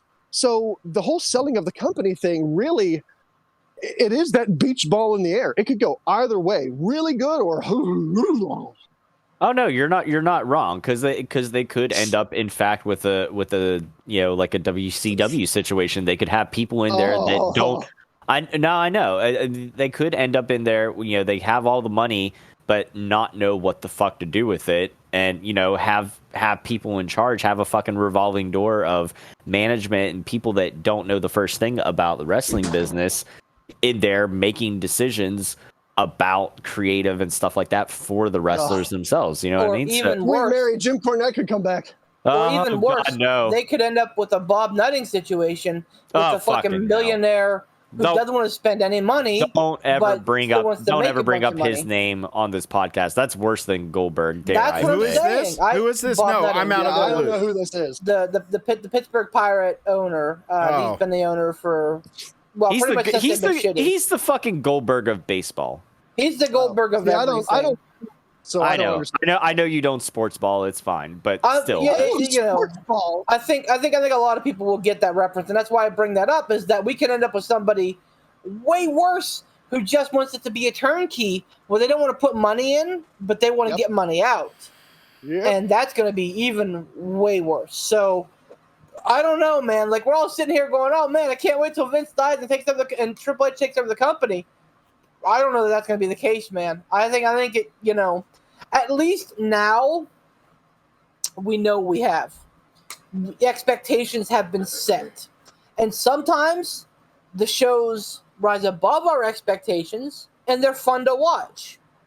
Sometimes, like Raw for the last 2 months, they're the drizzlingest of shits. And we sit here and we go, what the fuck's going on in the world? What's my analogy? Does someone want to use my analogy? Yes. Oh, let me please. So, you swing a hammer, and sometimes you hit a nail, sometimes you hit a baby. Yep. And honestly, like, I don't know. Like, is the wild unknown better than at least like a 50% success rate? I don't know. You tell me. I'll tell you what. Like, I wish that there would be a time. I hope there is a time in the future where we on this podcast can sit and actually laud WWE for their stories, for their use of talent, and for everything going on. I really hope one day down the road we can have that, because my God, man, we do. It'd be great. That's what's frustrating, is that we do. We NXT. Talk about how good NXT is, how good Roman Reigns has been. Even Bobby Lashley has been a bright spot. Matt Riddle. I'm sorry. You didn't say his name right. It's Black Lesnar. Sorry. No, I'm My joking. point is Jokes that- aside, go ahead, B. And the women's division, for the most part, has been pretty on point. We give kudos where it's due. The frustrating part is that we know that they could be at X, but they're choosing to be at Y instead, or sometimes even Z. We don't know where they're going to fall on the linear plane, and that's what's frustrating. That's what AEW provides, is normalcy. Week in, week out, you know what you're going to get. You know you're going to get an entertaining program. You may not know how you're going to get there, but you know it's going to be entertaining and fun to watch. You can't always say that with WWE. Sometimes you can. When they're good, Ken Downs posted this today. When pro wrestling is good, it's the best form of entertainment out there. And I believe that wholeheartedly. I agree. When I'll even make this more specific. When WWE does a good show, it is phenomenal. Yes. But it's 1 week, 1 month, they're phenomenal. The next month, it's fucking zombies taking out the Miz. Like, there's no Oh. He's not wrong. That's the worst part. Is Sweet mother. he is not wrong. Like, no. and it's heartbreaking because, man, and it's not looking back with rose-colored glasses. Please don't take this as a rose-colored glasses statement. No. Like, maybe it was just because we didn't know enough, but like, back in the day, man, I looked forward every Monday. I never like looking forward to a Monday night. Who does that? What kid looks forward to a Monday? You know what I mean? Even as an adult, who looks forward to a fucking Monday? Yep. Like, that's my point, is it's like, used to look forward to a Monday, used to do it, but it's like, now, you know, I can't remember the last time I sat down live and watched Raw the whole way through. And like live, and I say live because I will go through the neutered Hulu version, but there was always times where it was like, oh man, you missed the best part, and I'm like, wow, Hulu sucks the bag at this. Like, but that's what I'm going to be relegated to again now. Well, no, and that's the thing, is that it's like, man, I just it breaks my heart because it's something. Now, whenever I talk to people and like they're like, "Oh yeah, I used to watch wrestling with the Hulk Hogan and blah blah blah," or like, you know, Stone Cold and The Rock or whatever, I go like, "That's cool. You should get back into it." And I tell them, "But don't watch Raw, don't watch SmackDown." And I shouldn't say that about SmackDown, but like, don't watch Raw, don't watch SmackDown. Here's what you need to watch: go watch NXT, go watch NXT UK, or go watch AEW.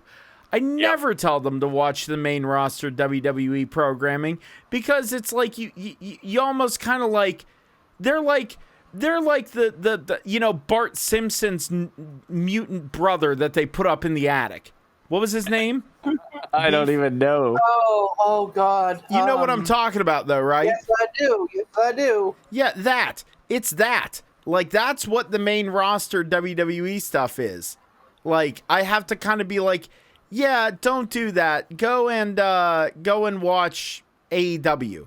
You'll be way entertained. And the problem is they go, oh, I don't know these people. Yeah, but watch the show. You might go, wow, this guy's cool. I want to watch next week to see what they do with him. Like, Hugo. Huh? Hugo. Was it? Oh, Hugo. Was Hugo. Bart Yeah, Simpson's Hugo. brother. Yeah, it was Hugo. Like, I almost thought he was saying "you go," and you're like, "What?" You got confused. Like, "You go what? Go? What am I supposed to do?" You go first. Wow. Oh God, man! I wish that's something. I wish that we could show these other two, Beef. I really do. that? Oh man, it's dead to the ages. Yeah, it's gone to the ages. It's been relegated to memories. Our backyard wrestling we used to do. Okay. Hey, 2 questions real quick. Okay, good story, bro. actually- Anyway. No. Well, I didn't think there was much more to No, it than it's that. fine. Sweep that shit right under the carpet. Yep. Let's move right Let's along. move on. Okay, then. Well, more was a question and a statement.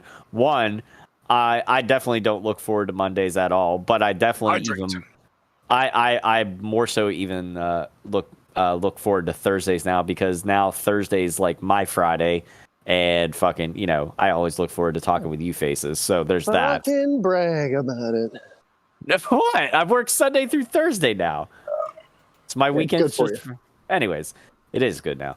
And two, I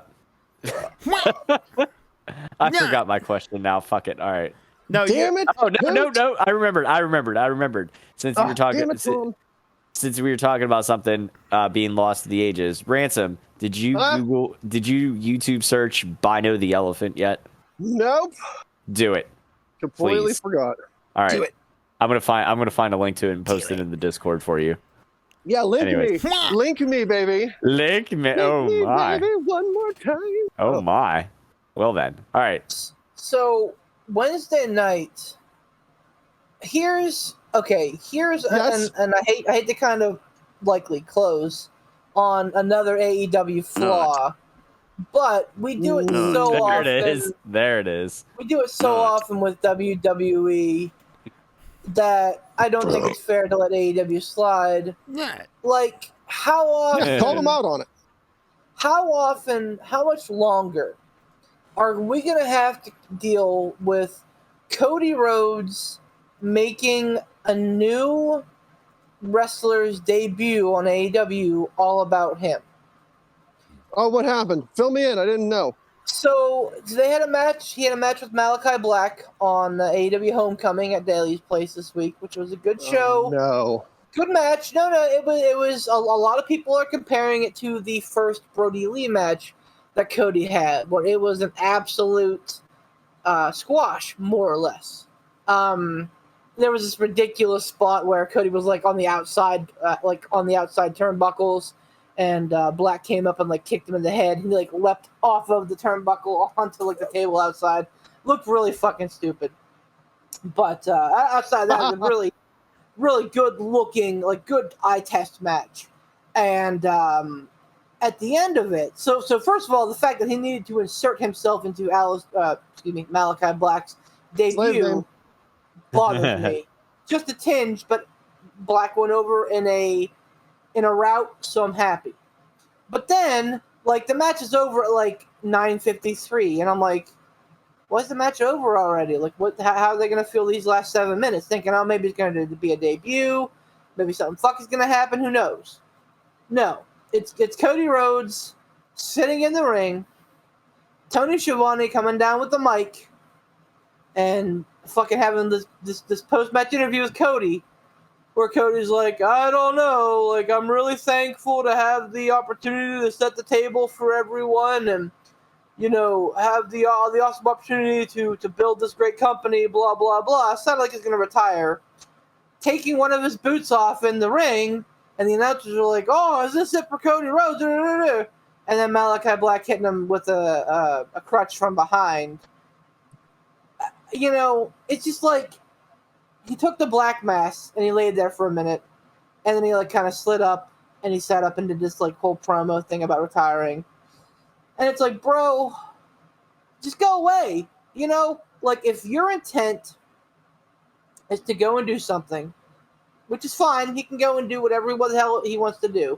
I like Cody Rhodes, I do.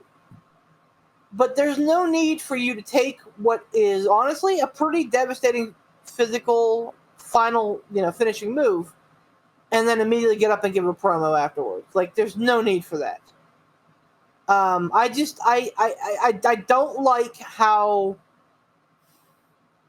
focal he is on himself with everything that happens. New. So, like, the meme is, oh, when CM Punk shows up, he's gonna call it Cody Rhodes.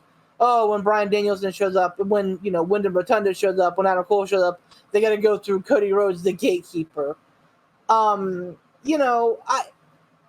know if I like the retirement angle or if I don't. Jury's still out on that, because I like Cody Rhodes as a performer, as a guy who makes booking decisions, probably not so much, but as a performer, I think Cody Rhodes is top notch. I feel like he should have lost. that should have been it. Black could have moved on to do something else at All Out, and Cody Rhodes could have went off and done, the big show, the filming for the big show, and that's that. The Go Big Show. The Go Big Show. Yeah. But I don't know, man. Like it at this point, it just kind of feels overcooked to me. Which is too bad. The thing that I don't understand about that is, hold on, I'm going to hydrate. Hydrate or die. Stand by for hydration. Oops, I dribbled. So that happens as you get older. It does. I mean, ask Ric Flair. Allegedly. Shut up.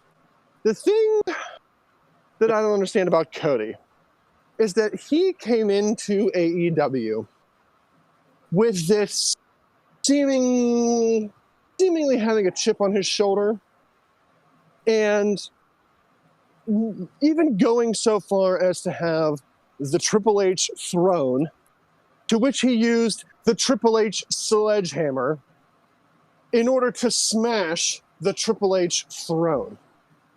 Yet, you essentially become, in a way, the AEW version of Triple H. Yes, you're not the champion. You're not constantly holding the belt. But you're really doing what the 2000s version of Triple H did. Like Beef said, he's putting himself in the spotlight above all these other young wrestlers or these new people to the company. So while he's not holding the belt hostage, like essentially Triple H did in the early 2000s, or even mid 2000s, I still feel like he would want to try to differ himself from what he perceived to be a flaw in WWE. I mean, you would think he would have had to have perceived that, because he went so far as to, again, smash the Triple H throne with the Triple H sledgehammer. Yet he's coming out and doing all this stuff that, I mean, is real Triple H-esque. I don't know. I don't get it. I don't know. Maybe the only sense I can make of that is the whole, you either die a hero or live long enough to become the villain sort of thing. So maybe nobody's safe from that. Not even our beloved Cody Rhodes. I mean, he's better than that, though. No, but he lived through it. He's better than that. No, and that's the thing. We know he is, and maybe it's a perspective thing. Maybe it's like, having to be in that position, having to be in that world to where now you're kind of responsible for that. And it's one of those things where you think, oh, damn, like maybe I have become this, maybe I have become blah, blah, blah. You know what I mean? Like it's a constant learning experience. You know what I mean? Like I don't know, maybe I'm grasping at straws here, but like, right. It's not so far-fetched as to think that. So I'm just saying, like, I think there is, I don't know, man. Like it's not gotten to the point yet where it's hard to watch. Right. And I feel like sometimes it has. Wasn't that whole American Dream version of Cody Rhodes beating that? I can't remember what his name was, but he beat that guy he had no business beating. Anthony Go. And yeah, you know what? He had no business going over, but he did. And all right, I'll bite on that. You're right. I stand corrected. You are right on that one. That was hard to watch. But even then, that's one isolated incident that we kind of have. That's true. We have one isolated incident with that. I think maybe Cody can see the forest through the trees and see what he's done and see how glaring it is. And again, I think maybe, and crossing my fingers on this, that we're seeing a long-term booking of him becoming a tyrant, you know, and seeing maybe a storyline build from that. I think that would be compelling. The problem that I would worry about is that if people saw that and they saw where they were taking it, that people would start cheering Cody Rhodes for the walls. Right. And that Yeah, maybe, that's possible. and maybe this is something that we haven't really addressed before, that maybe, just maybe, there are times where you don't want to listen to the fucking audience. You know what I mean? Maybe there are times. I'm just saying. Well, no, you're right. You're right. There are definitely times you don't want to listen to the audience. I mean, hell, of all those, random ass matches where they, chanted in WWE for Michael Cole or JBL, I didn't want to see either one of them jump up and get in the ring. Right. But, Right. the dumb fucking crowd was still chanting it. But no, you're right. The crowd's not always right. Your fan audience isn't always right. But And fans are fickle. We're fickle. They Everybody. are. Yes, that's true. In any sort of sports or sports entertainment. Again, I know Ransom doesn't sports ball well, but Nah. but anytime if you listen to if you were somebody who listened to like Mark Madden or anything on the X, like after fucking Penguins John Madden. lost, yeah, well, John Madden. close. John Okay. Madden. Yep. Anyway, go on. Well, I love the fact that we actually ended up doing that simultaneously. That was great. But fucking get out of my head. Number one. Stupid Number two. Number two.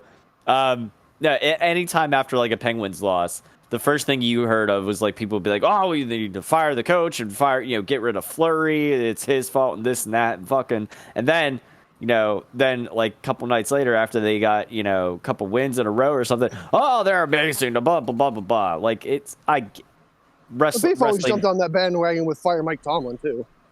Well, I'm just saying, like, wrestling fans do the same thing. They can be very, very fickle, very hot and cold. But... Where is he? Did he fall in? No, he's back. No, man, I'm here. I'm just listening.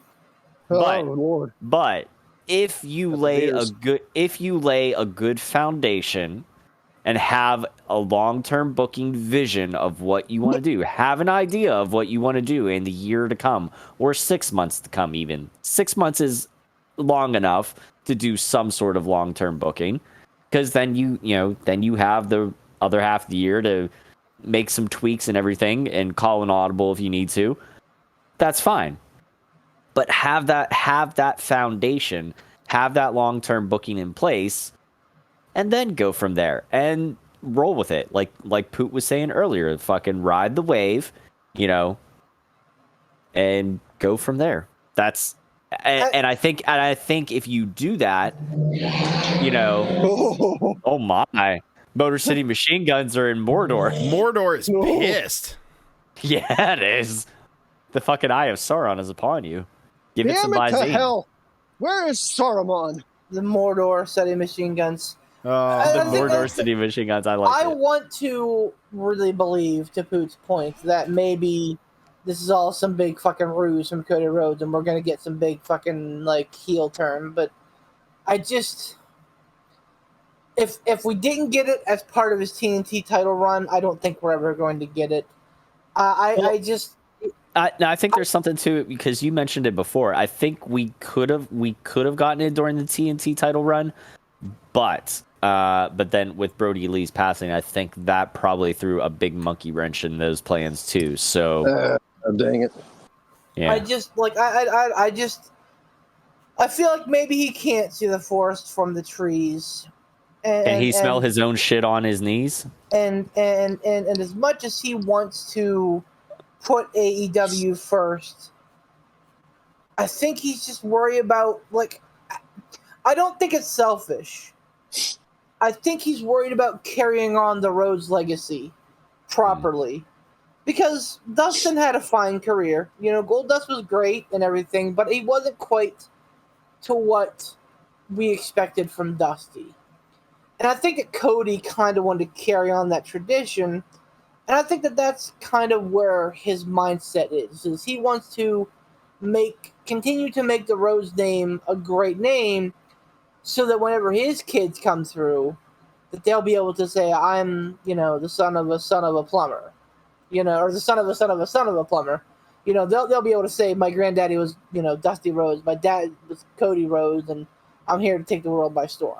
And I can't fault him for if that is the case. I can't fault him being the fact that the man just got his name back, like from the clutches of WWE, not all too long ago. So I mean, it's kind of a big deal. Yeah.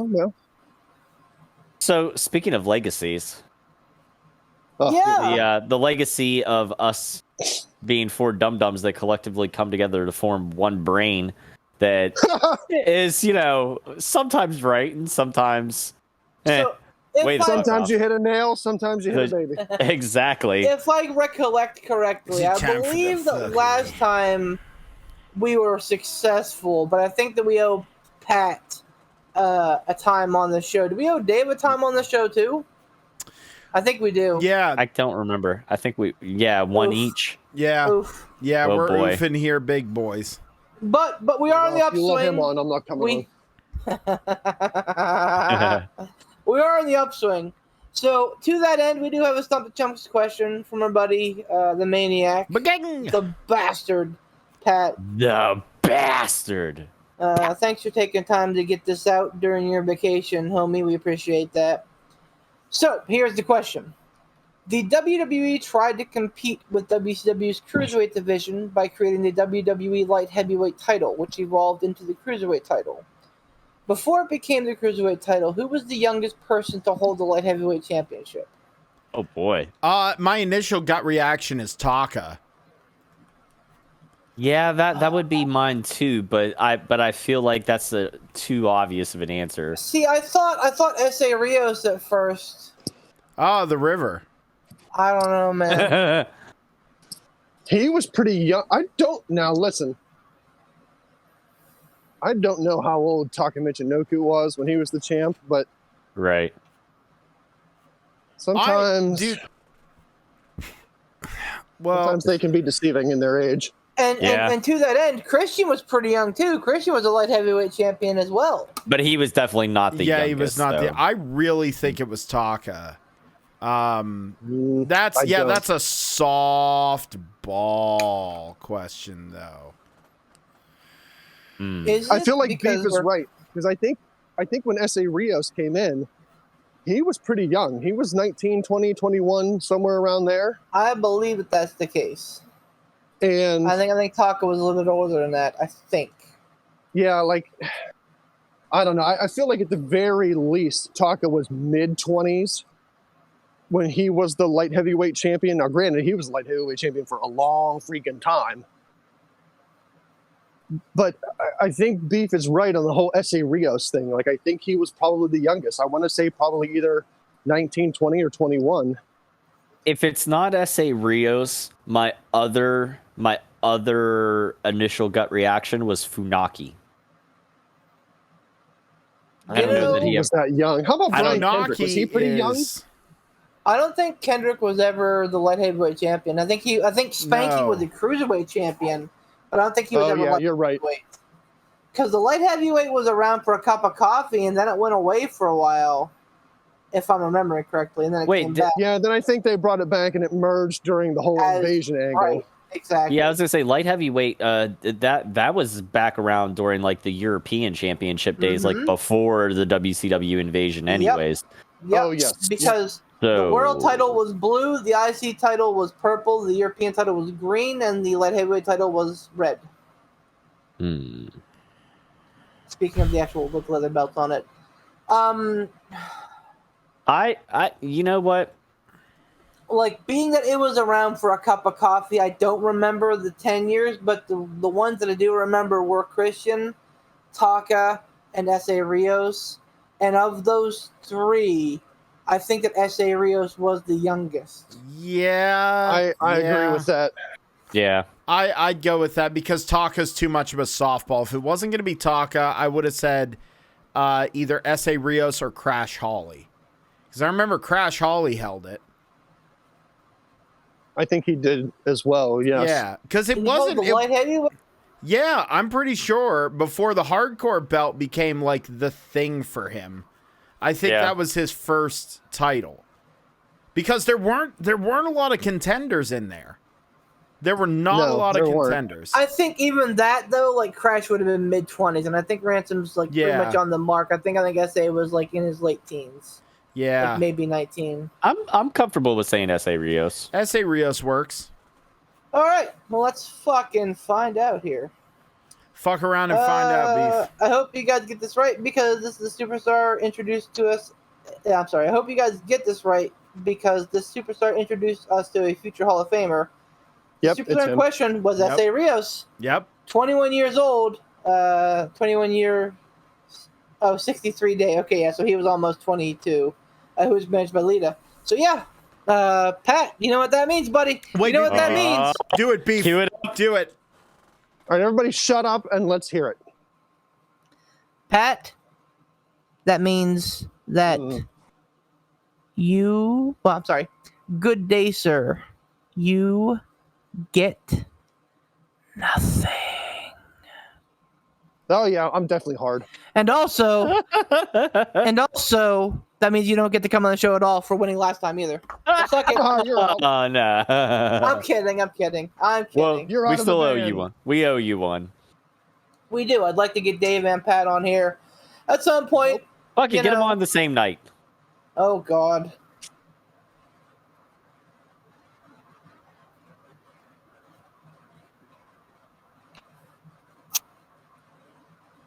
Okay. Yeah, I'm trying to think a week where I can just boycott the show because fuck that Bob Gray Oh guy. no, I want you on there if fucking Whoa. Vapor comes on because I want to see the fucking fireworks. It's not going to go well. It takes two men to replace one pizza bar. Now, you Well, may to be fair, a handsome man. It does usually take two men to develop that much hot air. That the man. Listen, hey, the man is not wrong. The man is not wrong. Oh, Ransom. Sorry, Pooh. You all That right was, over there, Tom? Jesus Christ. dying. I'm Dead.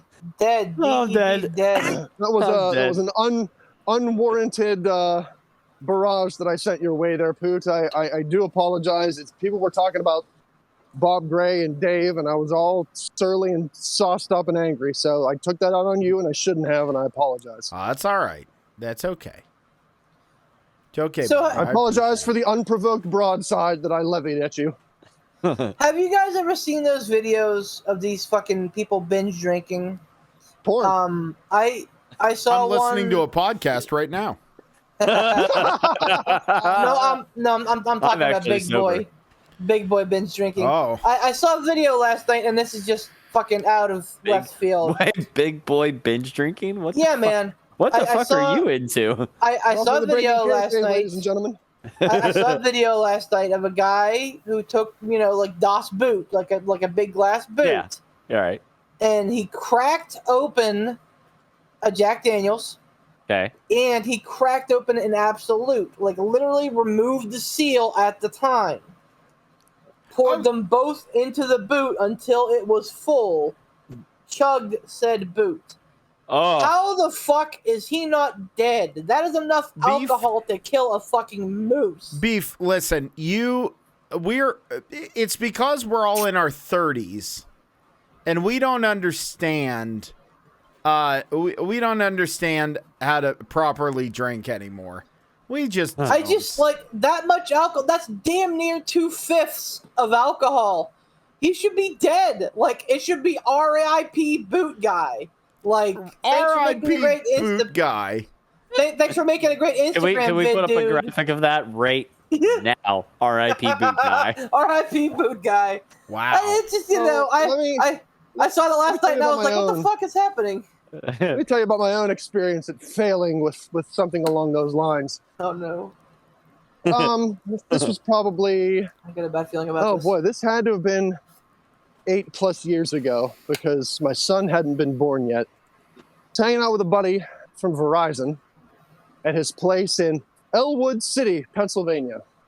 That's right, Elwood What City. the fuck is that noise? And we were doing some drinking, Air conditioner. and No. Yep. I kept hearing the Discord noise, like the do. It was like 5 in a row. That's weird. That's creepy. Pat, Yeah. Dave, get out of here. So we had the bright idea of shotgunning beers. No, not shotgunning beers.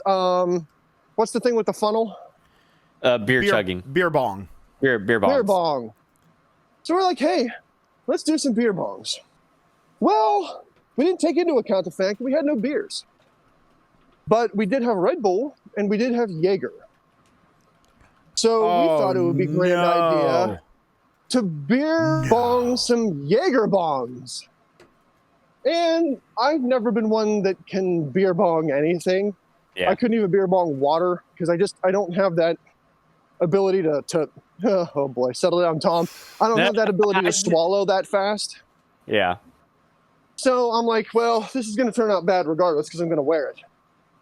So he did it and didn't feel great immediately after. So I'm like, well, I can't tell him no now because he did one. So I got to do one. And it was not quite the reaction of boot guy. It was, okay, here we go. He holds it up. I crouch down and boom, there it goes down into my tummy. I stand back up and go, oh, that really wasn't that. Oh my God. Immediately vomit. Dude, It was, I hit both feet. I was in a vertical position and my body went, strap in, son, here it comes. And it all came right back up immediately. And I don't understand what happened or how my body had that violent a reaction that fast. But I can't imagine trying to drink a Das Boot of those two liquors when I couldn't do a beer bong of Jaeger bomb. Dude, it's because literally it hit your stomach and your body was like, nah, nope. Yeah. It like your body was sure like, did. This is wrong. Your body literally went, this is wrong. I've had one instance of something like that. I was with some friends, and this was probably about the same amount of time, a number of years ago. I had at least one of my kids at that point, I'm sure. But I was drinking with some friends, and we were doing flaming Dr. Peppers. Now for those who don't know what a flaming Dr. Pepper is, it's a half shot of amaretto, half shot of Bacardi 151. You light it on fire.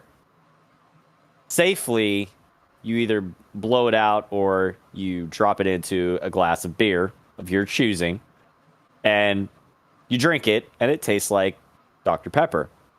So, we're doing that. Well, we run out of amaretto before we run out of 151. So I said, well, fuck it. Let's just do a shot of 151. Nope, mistake.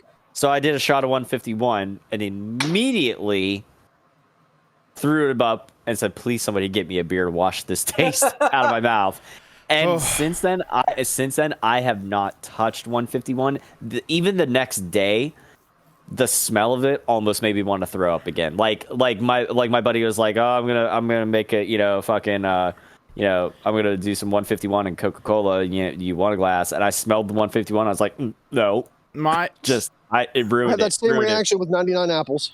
Oh, see that I've gotten pretty fucked up off of 99 apples, but it hasn't been ruined for me yet. 151 is ruined. Since we're all regaling with one tale here, it seems my quick one is because I was a good little boy and I didn't drink till I was 21. When I started drinking, of course, when you're in college and you're poor, you start drinking cheap beer. Busch Light, Beast Light, Natty Miller, Ice. Natty Ice, yeah. And so like PBR. PBR, like that kind of stuff. And so for me, I was even a much bigger dude back then. I actually look at pictures from back then. I go, holy shit, I was enormous. I was like, oh, I can drink a lot of beer. Like I could put back a lot of beer, like and still be okay. Wake up the next day feeling a little groggy, but I'd be okay. I could drink a lot, but I didn't understand that liquor didn't work the same way. So it was my birthday, and a buddy of mine said, "Hey man, I'm gonna go to the liquor store. I couldn't go out for your first drink last night. What do you want?" And so I I said, well, I heard Captain Morgan. Now, wait, before you hear this was the newest thing from Captain Morgan. And it was Captain Morgan Tattoo. Right. And yeah, right. And so he's like, okay, I'll get you a bottle of Captain Morgan Tattoo. And he got me a bottle of Coke as well, so I could make rum and Cokes. So I had said rum and Cokes, and I drink fast. I always have. And so I made the rum and Coke, and I was like, okay, we'll do, a third and the rest full. And it's a solo cup, like the traditional solo cup, right, as is your want. And I drank it, and I went and made another one, until it was gone. And I came back out, and I was like, hey, man, do you have any beer or anything? He goes, dude, I bought you that bottle of rum. He bought me a fifth of rum.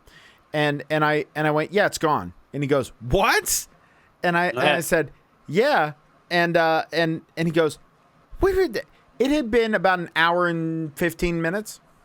Jesus. I put a fifth of rum back in an hour and 15 minutes. So I went outside. I had my cigarette. Like the rest of the night went on as is, tradition. And I woke up the next day and we had a choir concert, and I forgot I had said I would be there to help set up. And we had speakers down front.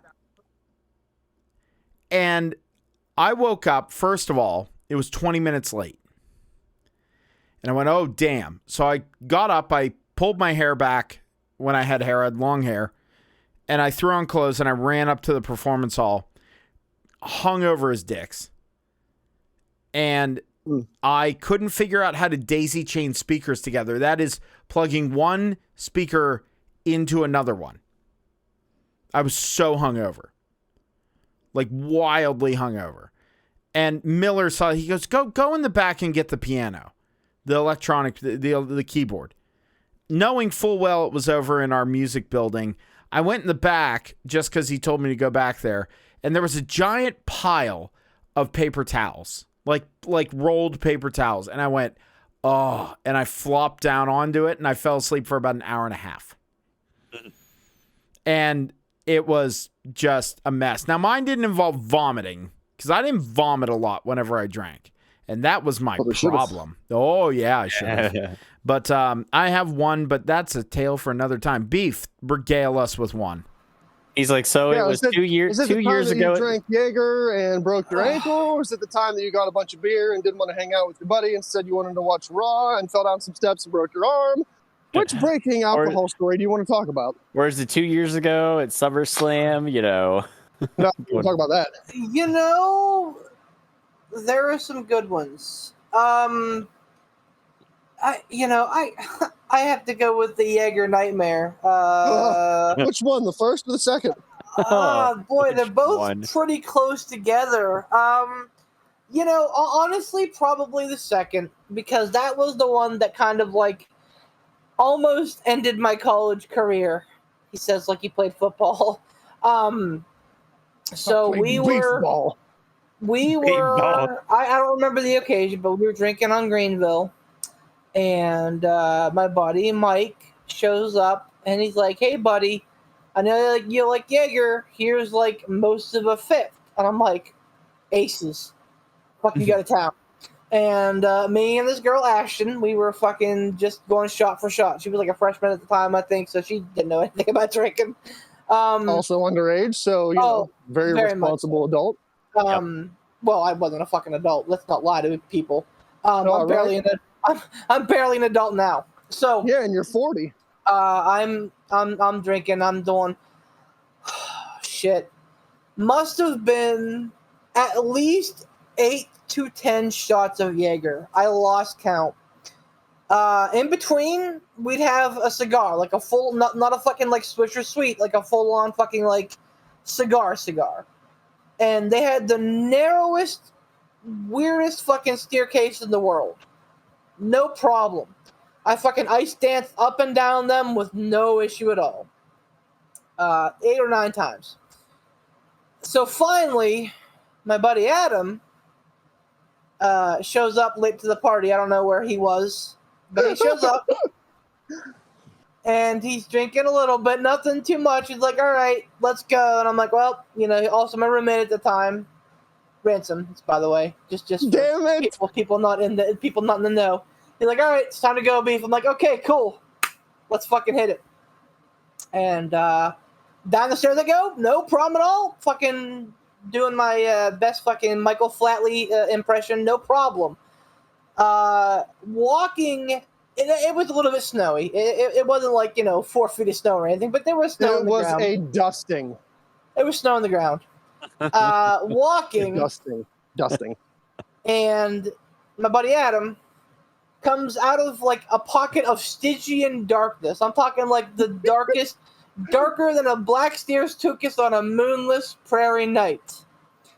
Comes out of the blackness and it's like booga booga boo.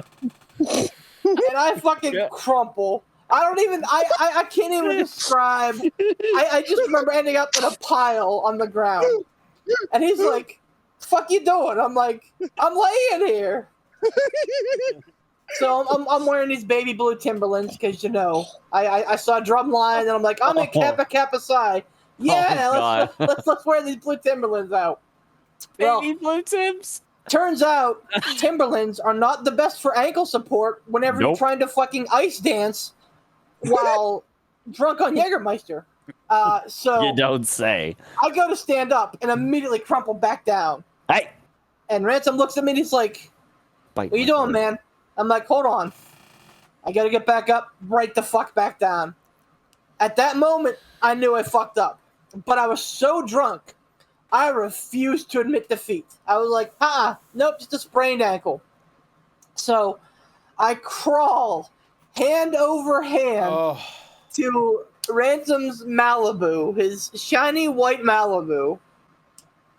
And I get there and I'm like, all right, what's the exit strategy? Ransom, God love him, was not a patient man at the time. He's not the most patient now, but he's way better. He's like, all right, I've had enough of this fucking tomfoolery. Fucking boat's leaving, fog's coming. I'm going. We're going. Let's go. All right. Cool. At the time, this girl that I was kind of trying to see came by. Like, she lived there, and she saw me laying there. She's like, "What's going on with him?" And Adam's like, "Well, he's just being dramatic." Like, nobody fucking knew, because it's like, what the fuck are the chances? So I hit between my buddy Mike and Adam and myself, we get me into the back of the Malibu, laying on my stomach. Couldn't sit up. I don't know if I wouldn't sit up or just couldn't sit up. So we Probably drive. both. We drive, and I'm telling you, man, it was like a fucking roller coaster ride. I'm so drunk that it just happens, man. Like if you've never ridden in the back of a car on your stomach while drunk, it's driven an experience. By Ransom. It's an experience. So Ransom, hearing all of this puking, pull into our apartment. He throws the door open. He's like, all right, get out. We're done. He's at this point officially fucking over the night. He's like, you know what? This is it, man. This is where the friendship ends. I've done my part. Yeah. We're done. And I'm like, I'm laying there. Like, all right, get out. And I say the most repeated line I think that I've ever said in my life. Yep. Give me 5 feet. Give me 5 feet. Ransom. Now, mind you, he means to say, just, I need 5 minutes. Yeah. Like, he needs to compose himself. Right. But he's so drunk that he doesn't understand the difference between a Feet, physical minutes. length and a length of time. Ransom, an intellectual, is going, what the fuck do you mean? I'm standing back here 4 feet from you now. What do you want from me? Get out of my car. And I'm like, just give me 5 feet, man. My freaking car. I'm just going to sleep here tonight. And it's like January. And he's like, you're not sleeping in my fucking car. Get out of my fucking car right now. I'm not giving you 5 feet. I'm not giving you anything. Get out. So I proceed to hobo my ass out of the car, crawling again through our like gravel-laden driveway, up onto our stoop, through the door. He goes, "You need anything?" I'm like, "No, man, I'm good." All right, I'll see you in the morning. I'm not trying to paint a bad picture of Ransom. God bless his heart for putting up with me, man, because this was just the end of it, and none of us knew how badly I shattered my ankle. His wife Tara helps me get my boot off, and my ankle's like purple and orange and yellow at this point. And I'm like, oh, that's not what you want to see. Looks like fucking Jeff Hardy on drugs. Yep, sure does. Oh, damn it. I'm like, well, I'm just gonna. Tom, you could have just said Jeff Hardy. Yeah. I'm like, I'm just gonna let this lie. I'm just gonna get through the night. I call my parents at like 1:30 in the morning. I'm like, hey, might need to go to the hospital tomorrow. We'll see. My mom's like, what the fuck are you talking about? I'm like, just come up after church. We'll see what happens. Okay. So I'm laying there, and I can't sleep. If you've ever had a broken bone that was not set, you probably know what I'm talking about. Nope. You're sitting there, and you're like, I can't. You can't get comfortable. We can't do anything. On top of it all, I'm sitting here with a bladder full of Jägermeister. That's like, hey, we got to get rid of this. So when you just I'm piss like, all right. yourself. Well, that should have been the option. But I'm like, all right, so here are my options. Try to stand up again and walk to the bathroom. I'm like, nope, okay. All right, have a Mountain Dew. It was like a liter bottle. Like, all right, I'm going to try this liter bottle thing. What? Yeah. Who are you, Farva? Liter I know, of fucking right? Cola. So, but I wasn't trying to like get it everywhere, so I wasn't trying to use like the main tip hole. So I'm thinking, okay, I'm just gonna cut the top of the bottle off with my key. Oh God, no! So it's like 3:30 in the morning, right, or maybe 4, and I'm out here just like fucking sawing away at this bottle. Ransom comes out in his fucking box. She's like, "What are you doing?" And I'm like, I don't know, man. I'm just uncomfortable. He's like, we're trying to sleep. I'm like, I'm sorry. So he goes back in. I crawl my ass to the bathroom. I try to stand up. I miss. And I fucking slump over, sit on the toilet, piss all over the place, clean it up as best I can. My clothes are covered in piss. I change my pants, crawl back out to the living room, and put on the whole 9 yards, which was followed up by the whole 10 yards. And then Adam wakes up and he's like, what are you doing out here? I'm like, I don't know, man. I think my ankle's broken. My parents come up and of course we go to the hospital and yep, it's fucking shattered. So that I think is probably the pinnacle for me of drunken misconduct. So let me clear up a few things with this story real quick. I know as Pooh likes to say we're long in the tooth, but I need to clear a few things up. There was a time in my life, if you can believe it, where I was not the nicest person. You're talking about 5 years from now? Yeah. You can hear the stuff. Well, I mean, you're not wrong, but you know, you can hear the sus in my voice. So I would have had, listen to Tom, I would have had more compassion had I realized that he had broken his ankle. Right. But the whole escapade from in reverse order, from getting him into the house, through the vomiting of the car, back to where we originally began drinking, I never thought that his ankle would have been broken, because the picture he paints is that I swooped out of the sky like Dracula, spread my bat cape open and went, booga, booga, booga, blah, blah, blah. When in reality, we were damn near walking shoulder to shoulder. I wasn't looking behind. There were no trees in this backyard for me to hide behind. I wasn't ahead of him and jumped out from behind a car. We left the house. We Lord of the Danced down the stairs together. We left the house together. We were shoulder to shoulder walking in this yard. And as we were walking, and again, this was college, we'd been drinking, there weren't giant strides. This wasn't Olympic power walking. We were listfully strolling through a flat, barely dusted with snow covered yard. Shoulder to shoulder, and I just gently turn my head and go, ooga booga booga. And that's when he collapses in this dramatic guffaw of, and he's down. I don't understand how it even happened. Shoulder to shoulder we were. He knew I was there. And just, booga booga, and he goes, ah!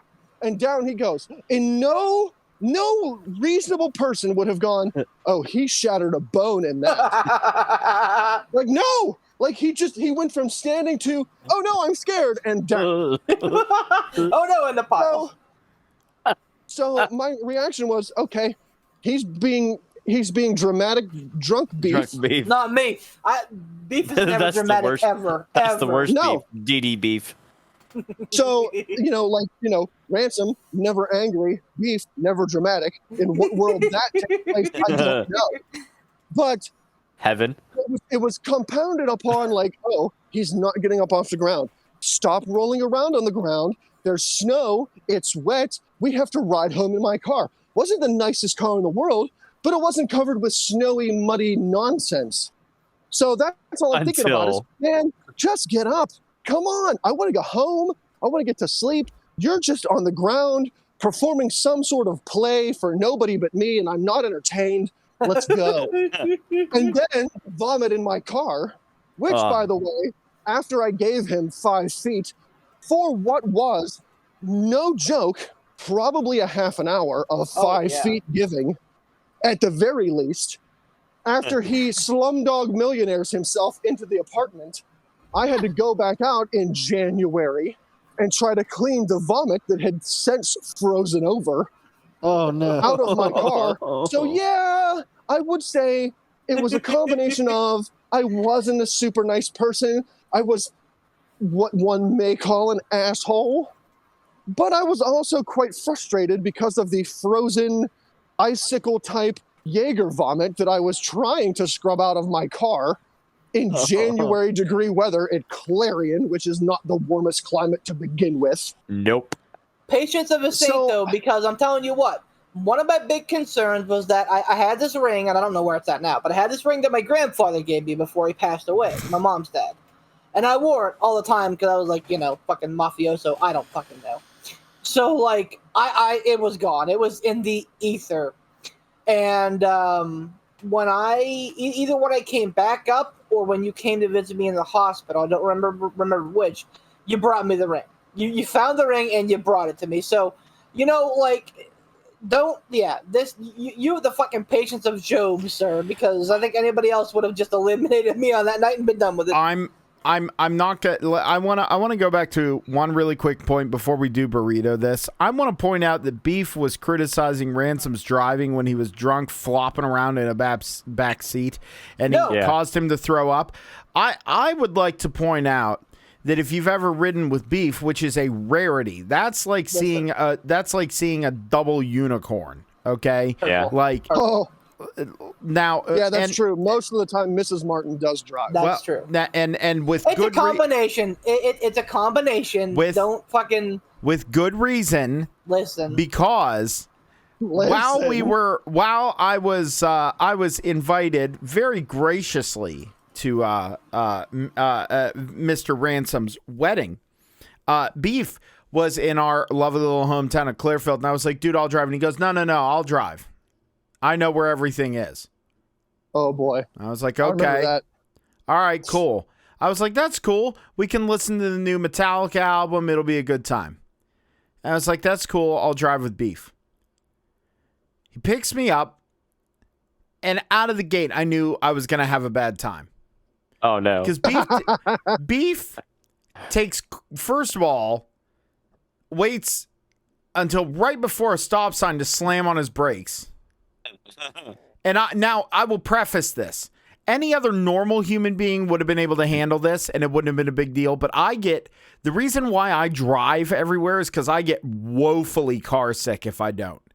I don't know at what point in my life I get car sick if I'm not driving. Like, I just do. Doesn't matter. Okay. Like, Dramamine helps a little bit. It takes the edge off. But I just get car sick if I'm not driving. So... bug flew in my eye. So... I realized this. And then The other thing I realized is too is we get on the interstate, and that apparently meant that we needed to go Star Wars light speed. Oh, no. And we're going fast, but it's cool because it's a straight shot. We're listening to the Metallica album. We're having a good time. Beef's going like 145 miles an hour, and everything's cool. And I'm like, okay, we settle in. We're listening to the album. We're having some laughs. So we're gonna go. We're gonna this. We Then we get on the part of 28 that's not interstate, as in we get on 28, and we're taking corners like Pac-Man. Oh, So just wham. And I'm so car sick. We eventually get to, and it's weird serendipity that we ended up at this place. We're Beef's like, no, I know where Ransom lives. Let's go.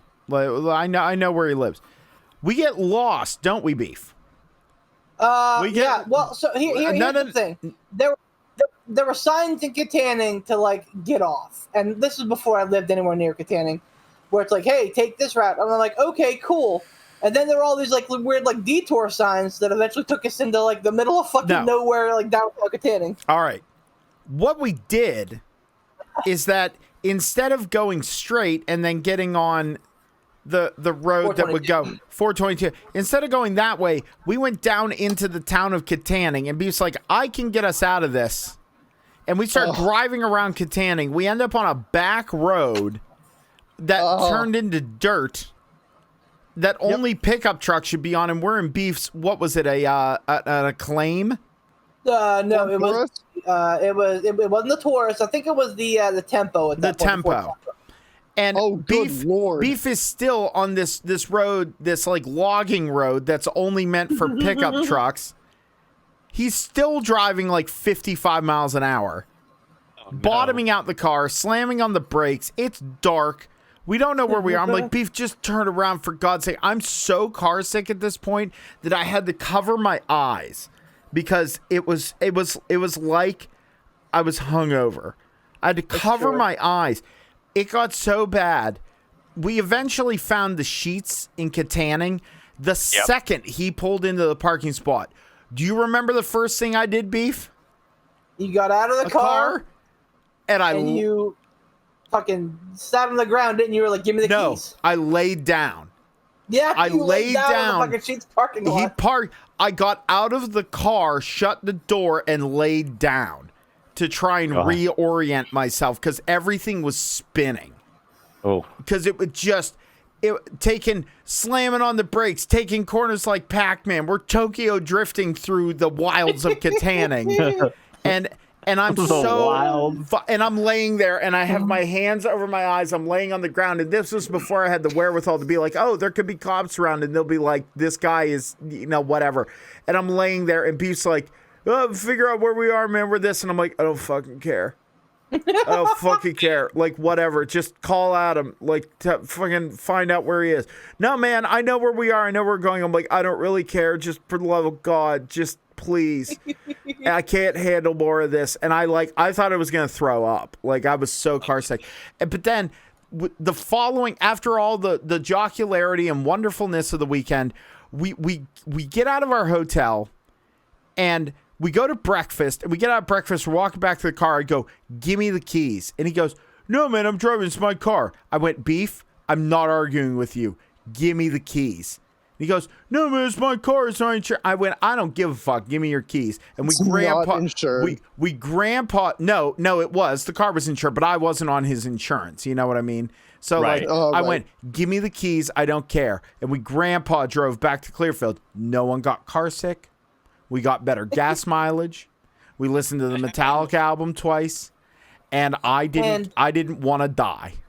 We have pleasant memories that we can look back on and laugh 20 years later. Yes. Yep. When you finally got to Butler, we met you at the Red Lobster in Butler, and you did the same thing there. Like you spilled out of the Tempo and laid down in the parking lot of Red Lobster. And I our late friend Ben and I met you there in my car, and you spill out and fall down and just lay in the parking lot of Red Lobster. And I'm like, well, what's happened here?